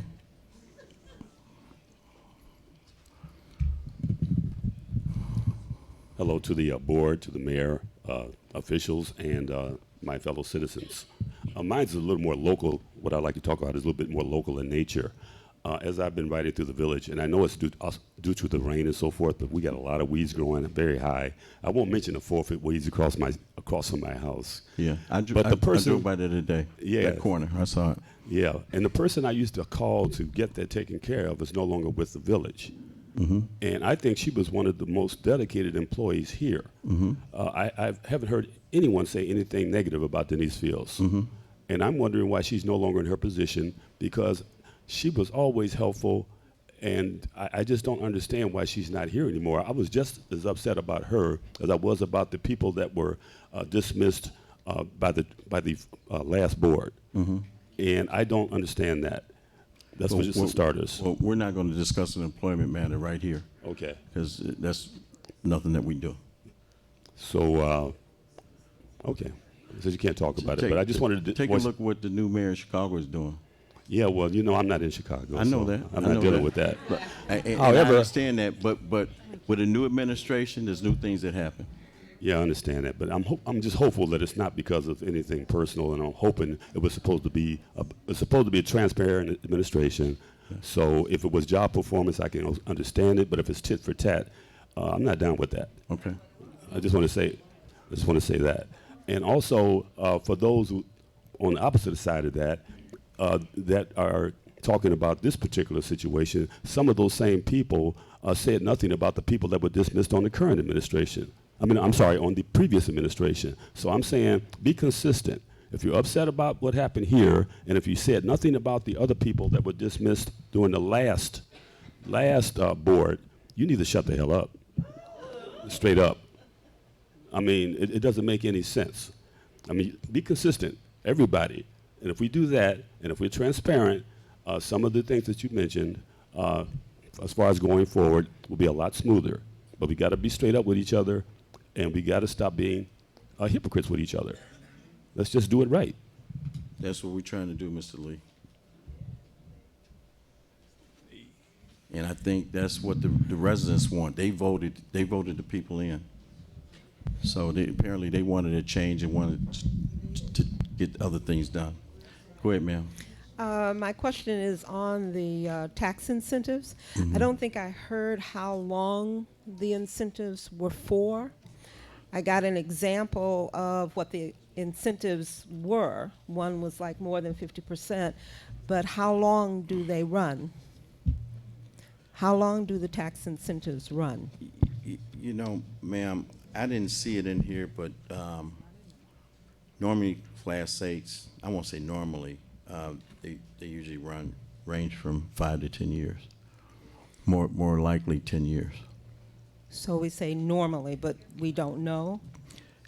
I mean, you voted on them to extend them. No, we didn't vote today. We didn't vote. Okay. We just gave a consensus to move forward with right them. on this. So when will we know? We can have the information next time. Okay, at the next board meeting? Yes, ma'am. Okay, thank you. Uh-huh. The other question I had was something I heard on News Radio 780. They were talking about the Department of Illinois Housing giving grants to municipalities, and Dolton was mentioned. Yes. So do we know how much our grant is going to be? No, it said that we're eligible. So no. Okay. It said that we were getting one. They named Chicago. Chicago's getting $2 million, so obviously we won't be getting that amount. But answer that. Trustee? Sure. We got 60,000. 60,000. So do we know yet? I mean, it's designated for a very specific purpose, which is taking care of abandoned properties, cutting the grass, and that kind of thing. Is there a committee assigned to make sure that that money is used accordingly so that we aren't in violation of the grant? Janice, you're the one that puts in for the grant, right? Okay. And Janice oversees, she's our administrative director. She oversees the application and the administering of that. Janice? Yes. So I can always follow up with her. I can explain how that worked. Okay. Denise Fields basically used to do the grant, and when we received the money, they basically gave the money out through 3 vendors who cut our grass. Okay. That's how the money went out last year. Okay. Who do we contact when there's a property in the neighborhood where the grass is not being cut by the owner? Housing. Housing? Correct. And they put it on the list, and then one of the 3 contractors will come out and cut it. And then the owner is billed for Yes. that? Yes. Okay. Thank you. You're welcome.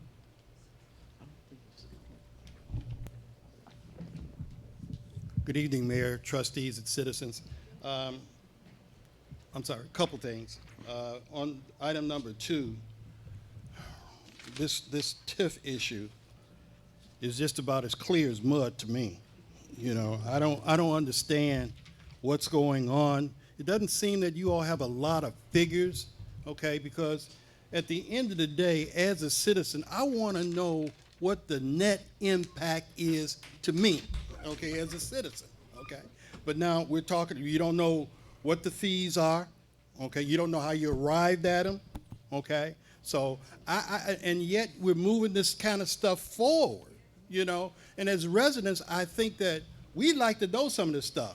I think previously we did that as best as we could through committee meetings where we could ask questions like that, and maybe we're just moving a little too quick. Maybe we should have put this in committee so people could ask their questions and get a clear understanding, because sometimes, you know, I have to ask the same question 2 or 3 times, but differently until I get a clear understanding. That's just me. And when you're talking about finance, and I'm gonna move real quickly, I don't use 3. How much do we owe Homewood Disposal? I don't have the exact amount, but I know it's General? I know it's over $2 million. Okay, now that's what I have a problem with. Yeah. Because of the previous board meeting, I asked the question, have we missed any payments to Homewood? And the response was 1 or 2 maybe, okay? So now if we owe them $2 million and we're looking to borrow 1.4, we're still in a deficit, okay? And so now that tells me, because I don't understand how all this stuff is working. The last budget said that we had a $2 million deficit. So I don't understand how we're borrowing money, moving that to pay back. Now that goes into debt service, okay? Which means, now I think I heard you all say that when we get the tax refund, then we pay off Homewood. But now, if you're paying off Homewood, then that's not going into the general fund, which means that we're not getting services from somewhere. What tax refund are you talking about? I'm sorry? What tax refund are you talking about? The one that you said. That's not a refund. Okay, I misspoke. Okay. Okay. Can I continue? Go ahead. Okay. So I'm wondering, and now we're saying we just got a property tax increase. Now we're talking about Class 8s to generate businesses. But no one has, I heard all the addresses, but no one said what businesses are coming in, what is the projection of what it's going to put in the village's coffers, and since they're getting a decrease, then since these businesses are coming, when they come, do we as taxpayers get a decrease on our We've reached our 3-minute mark. You get an increase. No, we get an increase. So, and finally, and then the final statement, I'm gone, is that we got to have it one of two ways. Now we're saying, let's save the Melody Center, which everybody says has been a tax drain on us. So I got to understand which way we're going, you know?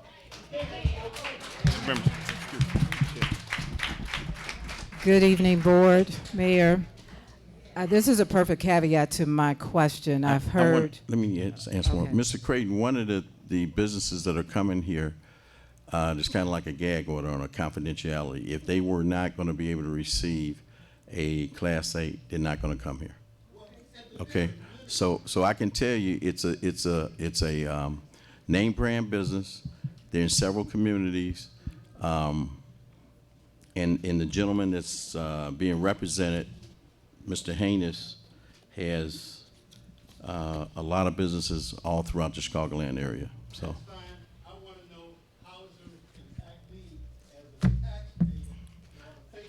I can tell you how these vacant properties going to impact you.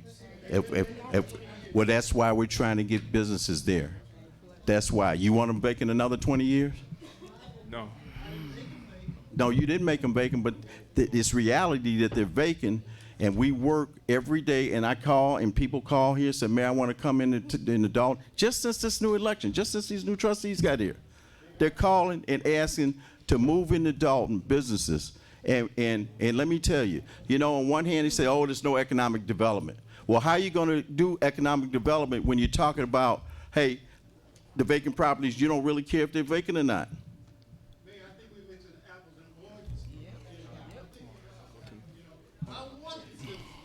Okay.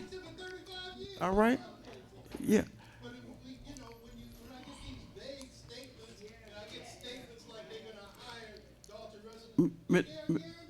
Mr. Creighton, Mr. Creighton, you were on the school board. You was on the school board, and you got questions answered to you, asked of you, and and the residents chose not to re-elect you on the school board. Okay. Now, I'm just Out of order. Out of order. Hey, Out of order. all I'm saying, You wrong for that. all finish.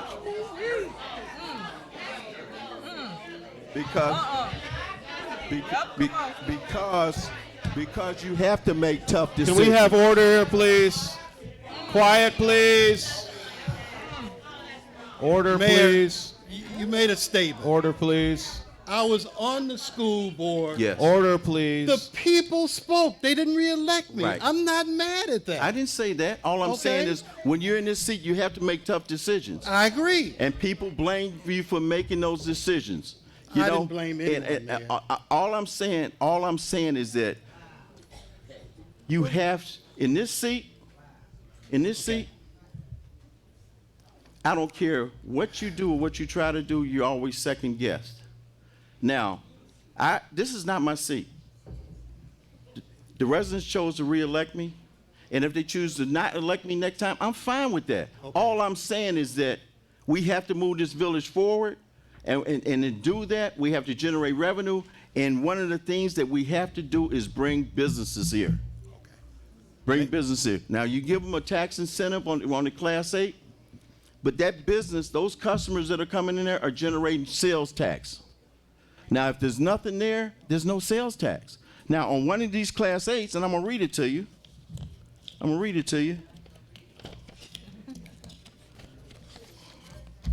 Dear Mayor Rogers, I represent Mr. George Haynes. Mr. Haynes is interested in developing another commercial property in Dolton. The site of the newest commercial development is 1317 East Sibley Boulevard.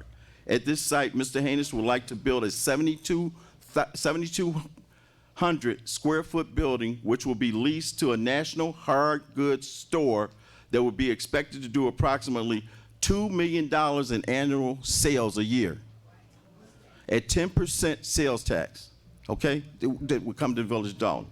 In order to make the project feasible, my client would need to have the village support for a Class 8 tax incentive and a sales tax sharing agreement.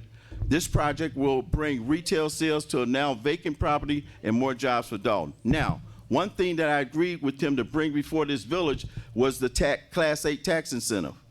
But I told him absolutely not, there will be no tax sharing. The previous administration put us into a tax sharing agreement with Food for Less, and we have paid them millions of dollars in taxes, shared the taxes. So I told them the only way we would consider this is if we get 100% of the sales tax. So at $2 million a year, at 10% sales tax to come to Village Dog, you figured out what we chance to lose if we don't bring this business in here. Mayor, I Yes, sir. think that's exactly what I asked. You know, and I think that's great. You But asked what? For the numbers. details. Well, That's great. You know, but when you okay, let me back up. Let me reverse.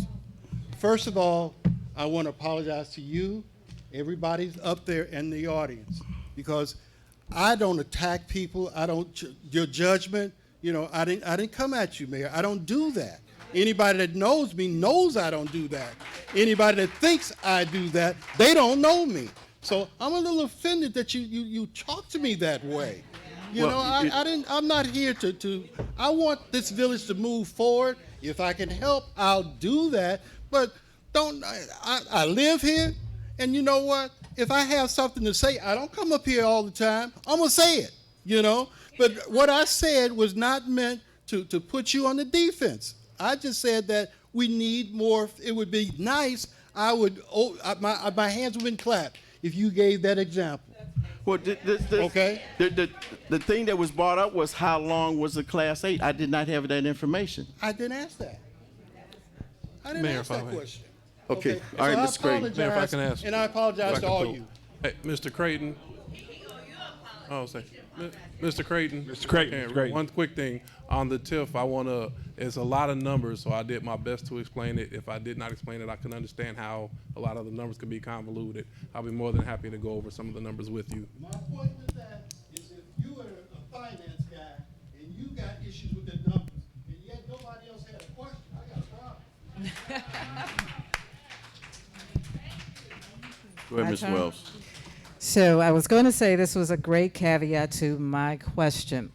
As many, I'm pulling the tape up because it's irritating, but as many of the folks that have come up here have talked about the change, and you guys have said that we're going to move it forward, my question is there a plan to put in place some type of plan so that we will know what the plan is and the details of the plan, a comprehensive plan to let us know what's going to happen in the village?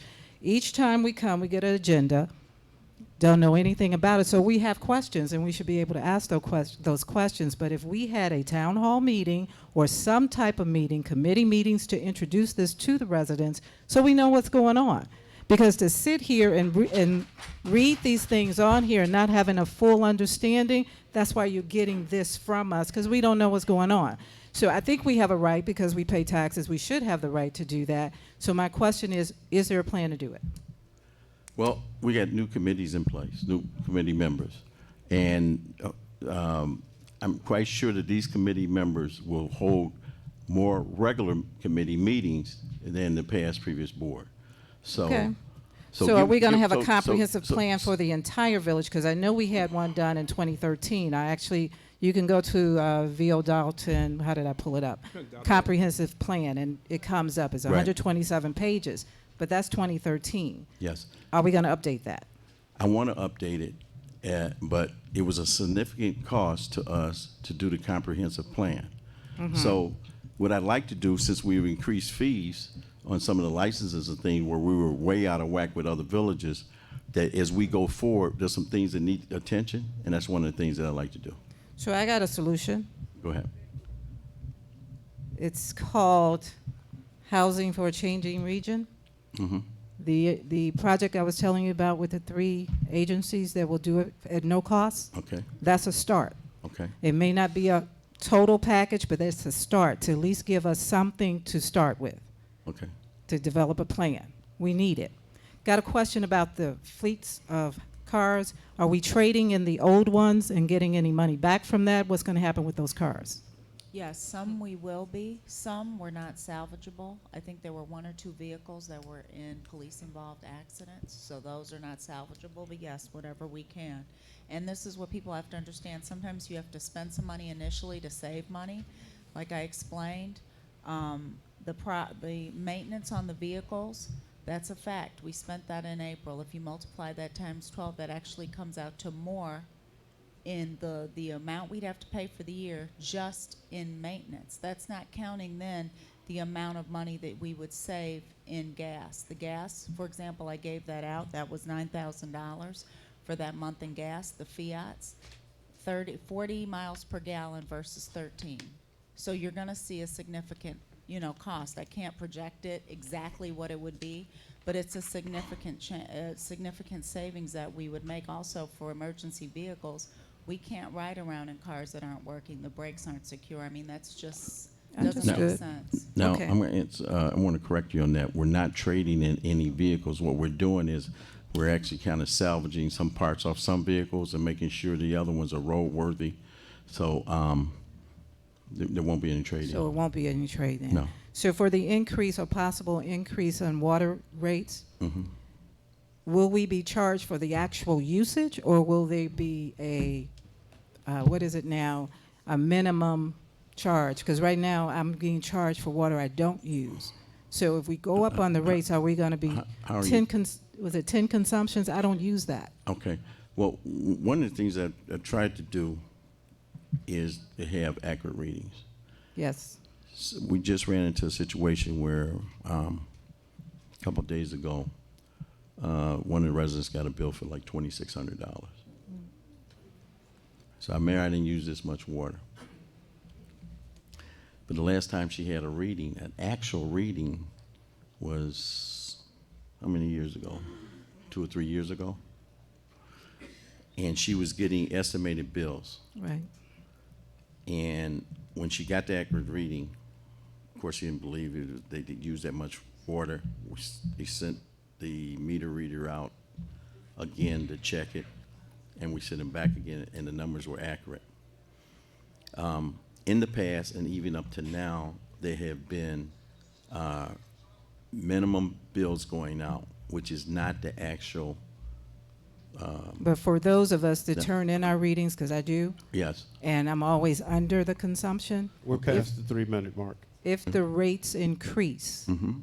will we see a decrease in the consumption? Because I don't want to pay a higher price for consumption I don't use. Well, that's the important amount. That's the important thing about this, is that we want accuracy, because if we don't get accuracy, on some cases we're undercharging people, and in some cases we're overcharging. Yes. So, and I wouldn't say, I think it's really rare case that if there's any overcharging, but we have to get better in the water department.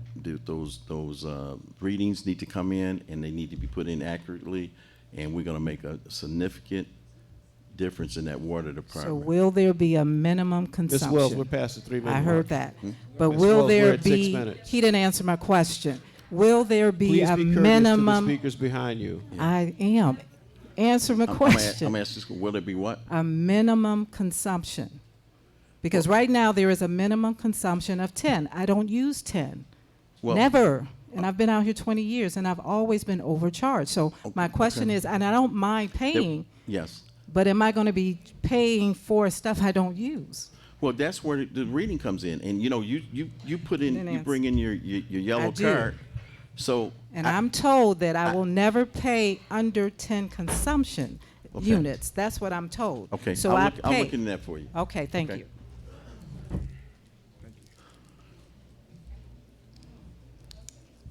Good evening, everybody. Good to evening. To the mayor trustee, to the resident of Dolton, Georgia William. I'm here concerning the water bill. Now, 152nd and Grant, we do have a block club. And unfortunately, nobody in the block got a water bill. And we called. I was up this morning calling everybody. I found out our water bill was due today. So I had to rush up there and pay my water bill. I was calling resident. They tell me they mailed the water bill April the 29th. Nobody in 152nd got water bill. Something's wrong with that. So I was calling everybody. Did you get a water bill? Did you? Normal when they read my meter, when they come in for my meter, if they leave the yellow card, I bring the yellow card right on up. And most of us, that's what we do. We do the yellow card. Nobody got a water bill, but the water bill was expected to be paid today. I did pay mine, thank God. And I called other residents. Some of the residents I didn't have, even though we're a block club, we got new people moved in. I didn't have their phone number. So I talked about it, I saw one of the neighbors today. He wasn't aware of it. So, and I came and paid, and I asked to see, I think her name was Pat. But anyway, she was in a meeting. So can anybody tell us, they said go to the post office and check. Everybody's bill didn't get lost. So something's wrong with that. We need to know. So if anybody can explain that, I would really, we would really appreciate it. Well- We work closely with each other in the block club, so Right. fortunately we found that out. We know we got an issue with the water department. We're trying to correct it right now. I'm not sure why the bills didn't go out. I'm not sure why you didn't receive the bills. But we're making some movement in the water department. Mayor, can I be recognized for a minute? Yes, go ahead. Can we also make sure that they don't be charged a late fee? Can we also look into that? Yeah, actually, late fee won't come until the second mailing. The second mailing, the quarter, after the quarter's come out. Okay, Ms. Good Stubbs. evening, everyone. I want to address my question to Trustee House.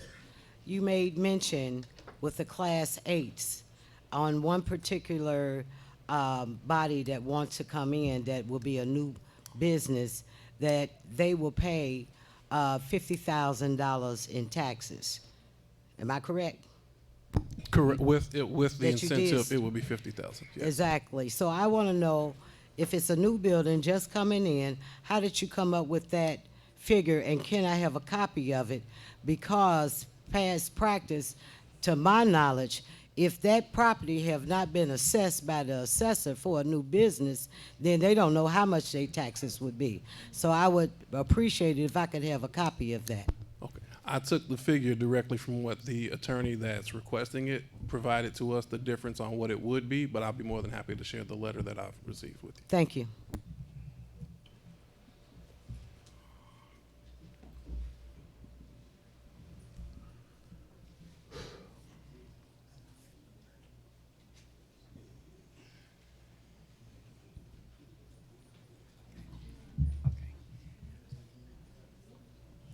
My name is Vanessa Richmond, and I live at 15222 Chicago Road. I came to the meeting about 2 or 3 months ago, maybe 2 or 3 months ago, and I asked them to clean out the trench behind where we live at in our apartment building. They did do that, but I wanted to know when the potholes that's terrible back there are going to be fixed. I'm not sure. What we can do is, and we're doing it now, is filling in some potholes. And, after this winter, we experienced a lot more potholes, but, I can send them over there this week and see what we can do with the potholes, ma'am. Are they gonna blacktop it or just put rocks in there? No, they put hot patch, right? The asphalt company just opened up about 3 weeks ago. Okay. So it would be hot patch in there. Okay. Thank you. You got that, Matt?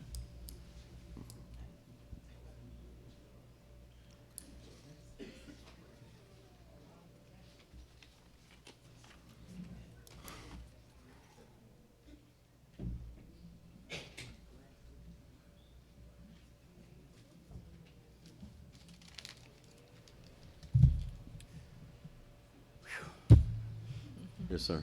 For some of y'all, I don't know how you do it. Mayor, board, trustees. Speaking to the mic, sir. Thank you very much.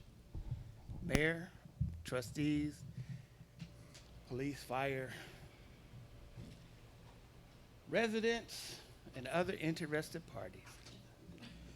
I must honestly say I do love Dolton, even though the issues we have are far beyond our community. Now,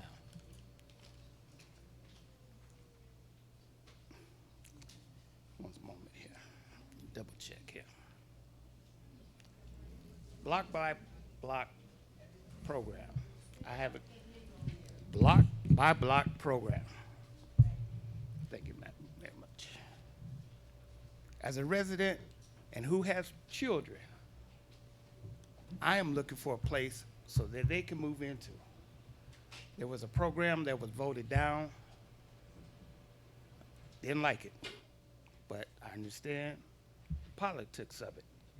We need to help those who want to come into Dolton to live. Dolton has a lot of vacant homes, more than what we should have, considering how great Dolton is, in my opinion. Mayor, with your guidance, we could do this. Everyone could come up with a program that's beneficial for the village of Dolton. And if we don't do that, the taxes that's here, the budget, police looking for increase, fire department looking for increase in their salary, employees looking for increase in their salaries, how can we do that without hurting the residents who are here already? We have to change that.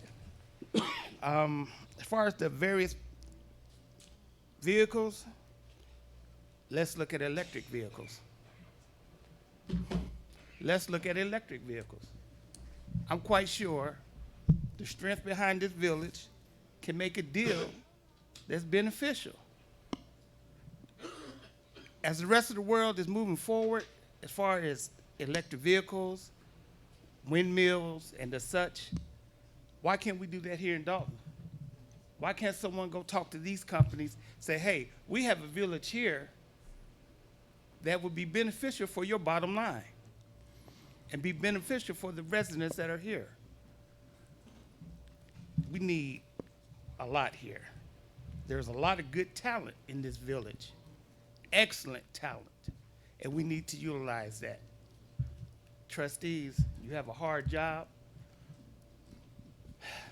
I could point out people, say some things. That's not why I'm up here. I'm just up here to do whatever I can so that we can move forward. Whatever I can do. And whatever I can do, I'm going to do it. Thank you all for hearing me out. And let's get this ball rolling. Thank you. I want to respond to the electric vehicles. I did check into electric vehicles. Yes, sir. I'm not sure if you know, and I'm not sure if we would be exempt, but the legislature is considering putting in $1,000 fee per electric vehicle per year because they don't pay gas fuel tax. Secondly, with the police, the last thing you want to do is when the police officer is responding to a call is have your battery go dead on you. Okay. Let me finish. Let me finish. And then ultimately, to charge those vehicles, you have to put in charging stations. Exactly. And it's very expensive to put in those charging stations. So, for example, if you change shifts, the shift before you, if they don't charge a car, you're looking at the police officers not being able to go out to patrol. So I did look into electric vehicles in regards to the cost, and those costs of those vehicles are much more than the gas vehicles. So moving forward, everybody else throughout the world is moving to electric vehicles. you know any police departments that have? I know there's some in California. I'll bring that information Okay. for the next board meeting. And if I'm wrong, I will apologize to everyone here. No. But we do need to move forward because electricity is the new gold mine for a lot of places. Yeah. And if you do your research, you will find out that this is what they're doing. And it will cost the village less money. Perhaps the initial start may cost a little money, but in the long run, you won't have these issues. As far as these older cars, let's get some Hondas or some Toyotas, and you don't have to worry about the gas mileage. I don't think they'll beat the Fiat with gas mileage. Good evening, Go ahead, Daniel. Mayor, new trustees. I have one question. No, I have two, actually. Why aren't our stickers available, our vehicle stickers available? Janice? They're on sale. No, because I went there and they said they won't be available until June 1st. They're there now? Yeah. Okay, and back to piggyback on what Sandra says, I get the same bill. As a matter of fact, our bill is identical. Mhm. Okay, now, if you do decide to go up on the water bill, if you do, which, you know, I know you have to progress with the time. Since we're paying a minimum, although we don't use 10 consumptions, is our bill going to go up? So we'll be paying more for something that we're not using? Or know- is it going to be the same? You know, be quite frank with you, I think we should be at a 15 minimum bill. Because from looking at some of the bills, a lot of majority of these houses are way low in regards to the Yeah, but minimum. that's not my fault. Well, Why that's- should I have to pay 15 units? I understand that. Okay. That's where meter readers come in. And we need to put some more meter readers in the field so you can get accurate bills. Now, what we're in progress of doing right now is we've applied for an EPA loan. We were approved for the EPA loan. We want to put smart meters in, water meters. And they will actually be read by satellite. They'll be more accurate, and then there won't be that minimal usage or estimated bill. So it'll be So- an actual reading. It'll be actual reading. So do we And- know, I know it's kind of early, And- do we know about how much is this going to cost us? It's going to cost us $4 million. To the village or to the, I mean, how's I this going to think be done? I think we have to match that. I'm not sure exactly, but we started this process over 3 years ago, and there were some issues with the financial statements. And so we were in Springfield a couple weeks ago, spoke with the IEPA, and they, re-examined it, and they did approve us for it. Okay. So we're gonna move forward with putting those smart meters in, just like ComEd has done. And there's other villages that have had the smart meters for the last 3 or 4 years. Yep, and South And- Holland has it. Yes. And I got the company that they used. Okay, so we want to, make things better in the water department, get accuracy, and also go to a monthly billing. With the monthly billing, it's more manageable for the consumer, and it's also more manageable for the village, because if we can collect our money on a more timely fashion, then we can pay I pay our bills with the city of Chicago. So right now, we bill 4 times a year, and we collect money 4 times a year. So if a customer didn't pay a $100 bill or a $300 bill for the first quarter, which average about $100 a month, when you go into the second quarter, it's very difficult to collect $600 when you couldn't get the $300. So if you had monthly billing and you average $300 every quarter, so you're averaging $100 a month, it's much more likely that you will pay that $100, and the village will get that money to turn around and pay their bills. And if you go into the second month and you didn't pay the $100, you're only looking at $200 to pay rather than $600 on the second quarter. So that's why we're pushing forward to try to get monthly billing and get these smart meters. So if we get the smart meters, there would be no tin consumption. It'd be be actually what I accurate. use. It'd be what I use. Right, accurate reading. Okay, thank And you. then, you know, different times of season, bills go up. In the summertime, you may take 4 showers. In the wintertime, you may take 1. You know, in the summertime, you may water your grass, and in the wintertime, of course, you're not Now watering you it. run under the sprinkler. Yeah, well, I'm just saying, you know, and then different times when the kids are home from school in the summertime, your bill may go up, but they go back to school in the wintertime and the fall. So there's a variance of of how your bill is actually calculated and how much usage that you use, you know. Well, I understand that because I was also at the meeting when you asked the reader meters. Mhm. I was there. Yeah, And you asked them, how many do you need? right? They had I told asked you for one- 7. Yeah, I asked- that's what they said 7 to you. But when they got here, Right. it changed. Yeah, I asked for 7 on a part-time basis to bring them in the summertime where they can be trained and get some accuracy before we went into the winter season. And I was denied hiring the 7. But then No, but- they didn't want the 7 because I asked them myself. Now, I'm gonna take up for the trustees on but I that one. still but I still asked for 7. Mm-hmm. I still asked for 7 because I wanted us to get on top of these readings, and you know, so we can get accurate readings, and also we can get our revenue in, so we can have, you know, the village can pay bills. So it didn't happen. So And our we're- garbage, when we pay We're our water past the bill and 3-minute mark. our garbage, doesn't that money go straight to Homewood or? No, it goes. It's a segregated fund. It goes in the fund, and we have to pay. We pay on our bill, on our regular bill, and also pay on the delinquency. So we're collecting. You know, the money's being segregated now for water for the city of Chicago, and for garbage and other issues. Now, you want to remember, a lot of times when people complain about the water bill, oh, my water bill is $150, whatever. That water bill consists of the trash and the sewer. There has been an increase on the trash and the sewer. So if whatever you're reading, you know, for what your water is, that's just for the water. And an easy way to compare it is, say for example, for 3 months, your water bill is $300, okay? So average of 90 days, in those 3 months. Okay. It's $300. So we'll take 90 days. Mayor. Hey, listen. $300, and we'll divide that by 90. Okay?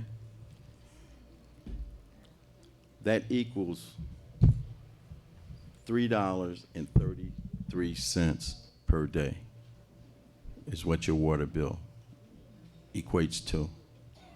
And the lower amount, now, that's just water. If your water is $300. Now, on your bill, say your total bill is $350, but your water amount is only $75.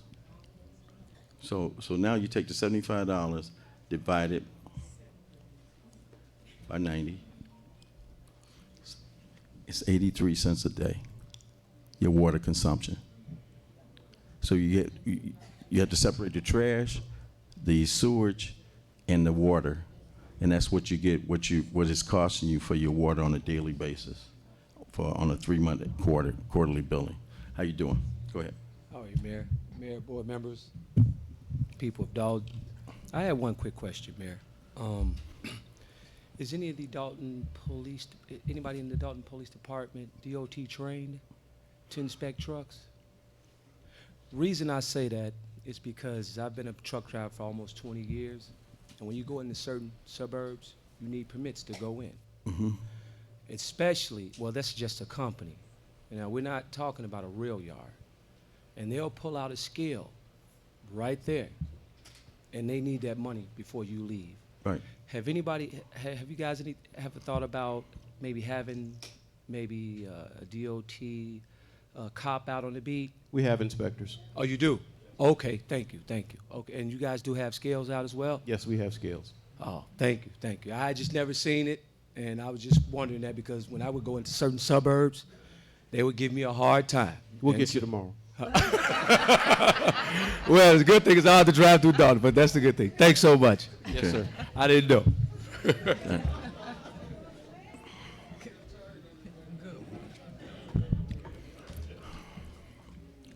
Good evening, Mayor, trustees, and residents. I have a couple of questions. Can someone explain to me what it means when you take the consensus after you've discussed an issue? That means that more than likely it will move forward for a vote on the next board meeting. So this is really business as usual. You guys discuss it. You take a consensus to take it to vote. We come up here at Citizens Address after you've already decided what you're going to do with it. So whatever I say, if I'm against it, or all the residents are, we have a say after the fact anyway. So what's changed? Why wouldn't you discuss that issue with the residents before you make that consensus vote? Because you may decide not to move on based on something we've said. I'm just curious. Now, one thing that I did last meeting was move the citizens' address forward. And we put the agenda out on the desk out there so the residents can see. But we still don't get a chance to say anything until after you've already decided it's going to vote. I may want to say something that might change your mind to keep you from going there. So I'm still here after the fact, just like a regular meeting. Am I right? Just like a regular meeting with Mr. Policeman over here is 3 minutes is 3 minutes. Well, Ms. Ava, So it's the same difference. What's changed? That's all I want to know. I don't come that often because this is usually a joke. well, So I watch it on TV. But what's changed? well, my response is my agreement to move forward is because I recognize that citizens' address can happen, and that may in most cases, if it's overwhelming, will change my vote from a yes to a no. Thank you. At least somebody said they're listening and they may change their vote. But I guess my thing is when you bring up the TIF, and we went through all of that, we sat here, I got here at 6:33. Even after all of that was done and you've decided to move forward, then you got Mr. Creighton come up here, amongst others, who really don't know what you were talking about. And maybe we'd have had a chance to ask those questions that he was cut off from when that was fresh and that was the topic. We've asked this multiple times. Why can't we have citizens address first? Why can't we have it during the meeting? As long as we're orderly. But why can't I ask a question? You guys are questioning, Tiffany's questioning, Miss Denton is questioning. What if somebody out here had a question? That might make a difference. Does that make sense? Yeah. So this is sort of business as usual. I'd like to say, oh, hey, Dwayne. I'd like to say one last thing. Mr. Creighton, I applaud you for being a gentleman of integrity. You apologized for something and there was no need. Thank you.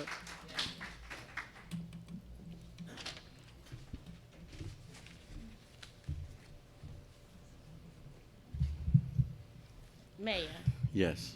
you said that you're going to give people a tax break to bring business here. Mm-hmm. And how many people are they going to employ? Because usually the people that you give tax breaks, they don't employ anybody here, or they have a minimum of like I 9 haven't given employees. anybody any tax breaks. Okay, but you every plan on Class it, 8 that has come in before this board has been denied.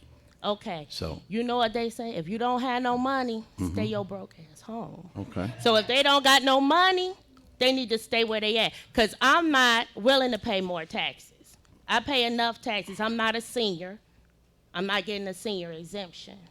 Then you want to do more poor licenses for these local slot machine places. Did you forget what happened next door? That was about What slot, was going? that was about It slot was about a machines? liquor That was about license. slot It was machines? about liquor and a license. Yeah, okay. Yeah, okay, it was.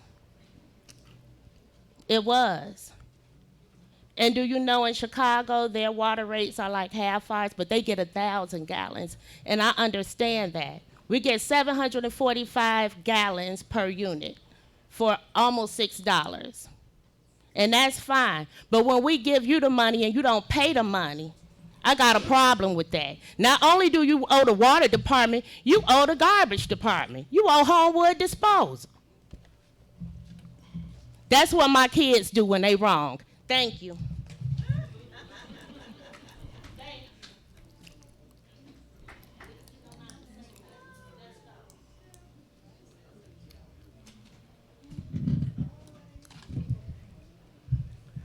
Good evening, everybody.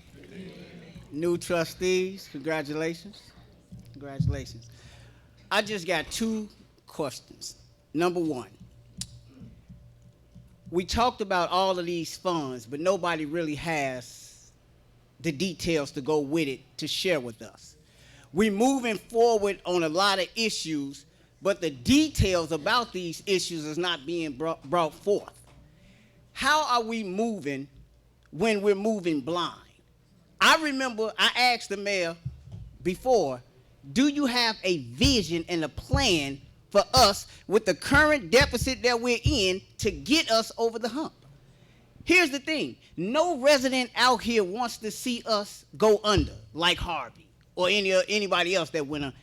We want to move this village forward, but if we're being, I guess, spoon-fed information, then we can't really make a constructive or honest decision on how we should give our advice to what's going on. But my money is being taken, and you telling me I'm still owed. I pay my bill. And if my bill is not paid, it's consequences. Our consequences should not be continuing to borrow to put ourselves in more debt so that we will never get out. Now, Ms. Denton had a valid point. She said we got $600,000. It don't matter what the emergency is. The emergency is we need to get out of debt. That's our emergency. And if that money is a profit, we need to put that towards getting ourselves out of debt. The main thing we should be focusing on, the city of Chicago. We buying new vehicles. Hey, I'm a police officer, so I know that's something I would agree with. Because being a police officer, you got to be safe. Absolutely. And if the car don't work, it's very embarrassing. Trust me. What you have to understand, if we continue to borrow and borrow and borrow, at what point are we going to move forward? Because we can't. You can't move forward continuing to do the same thing. That's the definition of a fool. In order to get something different, you have to do something different. You can't continue to do the same thing and expect a different result. If we study borrowing, we're going to study being a whole. Because guess what? Every time we borrow, it's interest on that money that we don't have to pay back. So we really need to, the incentives for the businesses. And now I'm going to skip that. How about, why do we have 2 trustees without a committee? Let's talk about that. Why do we have 2 trustees without a committee when it's 6 trustees? Everybody should have something. Because, again, their information and their input is just as valuable as the ones that are elected. Because we elected all of them to do a job. So we want to see all of them doing their job. I'm going to hold everybody accountable. And I hope you know that. Mr. Bowen, we've reached 3-minute mark. All right, respectfully, thank you.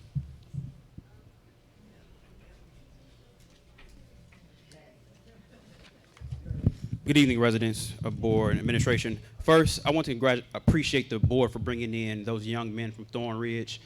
As an alumni, class of 05, who ran track for the late, great Coach Shirley, he would be so proud right now of those young men. They won the 3rd sectional championship ever in the history of the high school. And what they didn't mention also, Coach A and a young gentleman named Leandre Pollard, because of their efforts this year, they will be inducted to the Thorn Ridge Hall of Fame. So I appreciate y'all for bringing those young gentlemen up there, because we need to celebrate them. We need to celebrate our young black boys. So I appreciate that. Secondly, I appreciate you doing the coffee with the mayor you did this past Saturday. I think you brought Mr. Reed in. He does an excellent job, So I appreciate you. Keep doing those. I thank you for filling the village administration position, because I think as a village, we need somebody at the helm that runs the day-to-day operations. So I appreciate you bringing in Ms. Scott, because we need that. Just from a visible cosmetic look, it makes us look good. I know she's going to do a great job working with everybody, so I appreciate you doing that. Also, secondly, I appreciate you. Actually, you doing on a 25th renaming of Chicago Road? This coming Saturday. Thank you for that. Yeah. Really appreciate that because it shows our roots. Well, one of the things that when I considered this was I was reading an article and they said 83% of the urban communities had a Martin Luther King Jr. Drive in their town. And as you know, when we first brought it up, it was turned down. Mm-hmm. Then the board reconsidered it and approved it. But I'm happy that it was approved. I think with the new signage, it's really going to make an impressionable impact on the village and the people that view it. Thank you. And also, I want to thank the residents for coming out. Hopefully, we can do this show be more consistent by coming out and letting your voices heard. But more so, in order to do better, you have to know better. And these are one of the avenues you can accomplish that by knowing what's going on in your village. Regarding the Class 8, I don't think the issue was never about bringing good business in and property tax revenue. That's not the issue. The issue was clarity and communication and letting us know. What was brought up when you explained to Mr. Creighton about that one business, that's what we need. We know it's going to be struggles, but all we ask is to get the information, the figures, the info, so we know, so we can make a clear decision on what's going on and how we think our village should move forward. So it's not the issue about bringing in those businesses. We know it's good to bring in business. We just want to know how it affects, but not just the Class 8, so on everything that happens in Dolton, to the best of your ability, getting that communication out. That's just the issue. Second, when will the budget be privy to the public before it's appointed on, and can you guarantee that it will be balanced? I'm not sure. Go ahead. Go ahead. Well, at this time, the priority on terms of decisions is who's going to put it together, because we've had some challenges since Ms. Redmond has not been at the helm. Mm-hmm. We do have the Conspire Group, which has been doing the job at the negotiated price we had. They're doing enough to make sure that our bills continue to get paid. There would be an additional cost for them to put the budget together. So the first step is to identify whether we're going to retain a full-time staff here or have Conspire Group come negotiate that price and then move forward with the budget. It would likely take about a month's time frame from the time we have somebody identified. However, we do have to move quickly on that because we're already past due. We're into a new fiscal year, for one, and second, our deadline with any extensions is 3 months beyond the new fiscal year, which is June 30th, if I have the date correctly. July 30th. So I thank you for that. I just appreciate if you give the residents the common courtesy and respect to not do the budget hearing the last possible day that the state required, because usually that's how we've done it. Just because we've done it like that doesn't mean it's right. We're gonna get it out before that last time. Thank you. And I want to say, we've had contact with Miss Redmond. She's interested in returning, and we're going to bring her back here in the next couple of weeks. Last thing, because this helps with finance. We're past the mark, The Mr. census Burris. government, right now we got census coming up. When you get counted, that's how we generate revenue throughout the country. Right now, if you can, the county Commissioner Stanley Moore, he's leading the charge at the county level. We have some things going on at state level too that hopefully we can get some money. But as a municipality or any governmental board, you can create what's called a complete census commission. What that does is that can put you in position to gain money from the county to help promote it, because we know about $33 billion came in last time. And what happens is I try to use this as a scare tactic, but because it's so urgent. What we get for 10 years is what we get for 10 years. That's it. And as far as state of Illinois, we're on the cusp of losing not one, but two congressmen. We lost one last census because of our population counts here. We're on the cusp of losing two. Make sure you are counted. Open the door. There's other ways to do it besides them knocking this year, but make sure you get yourself counted. Okay, thank you. I'd like to get a motion to adjourn. Motion to adjourn. Second. Okay, it's been motion and second to adjourn. Roll call. Trustee Denton?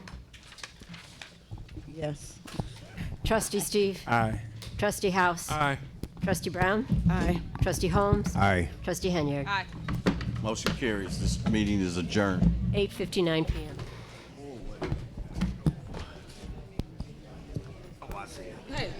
time I get you. Do y'all not want me to talk to y'all? I'm only asking that because y'all seem real. You can talk to me anytime. 2 years together. So You can talk to me anytime. I do reach out to you.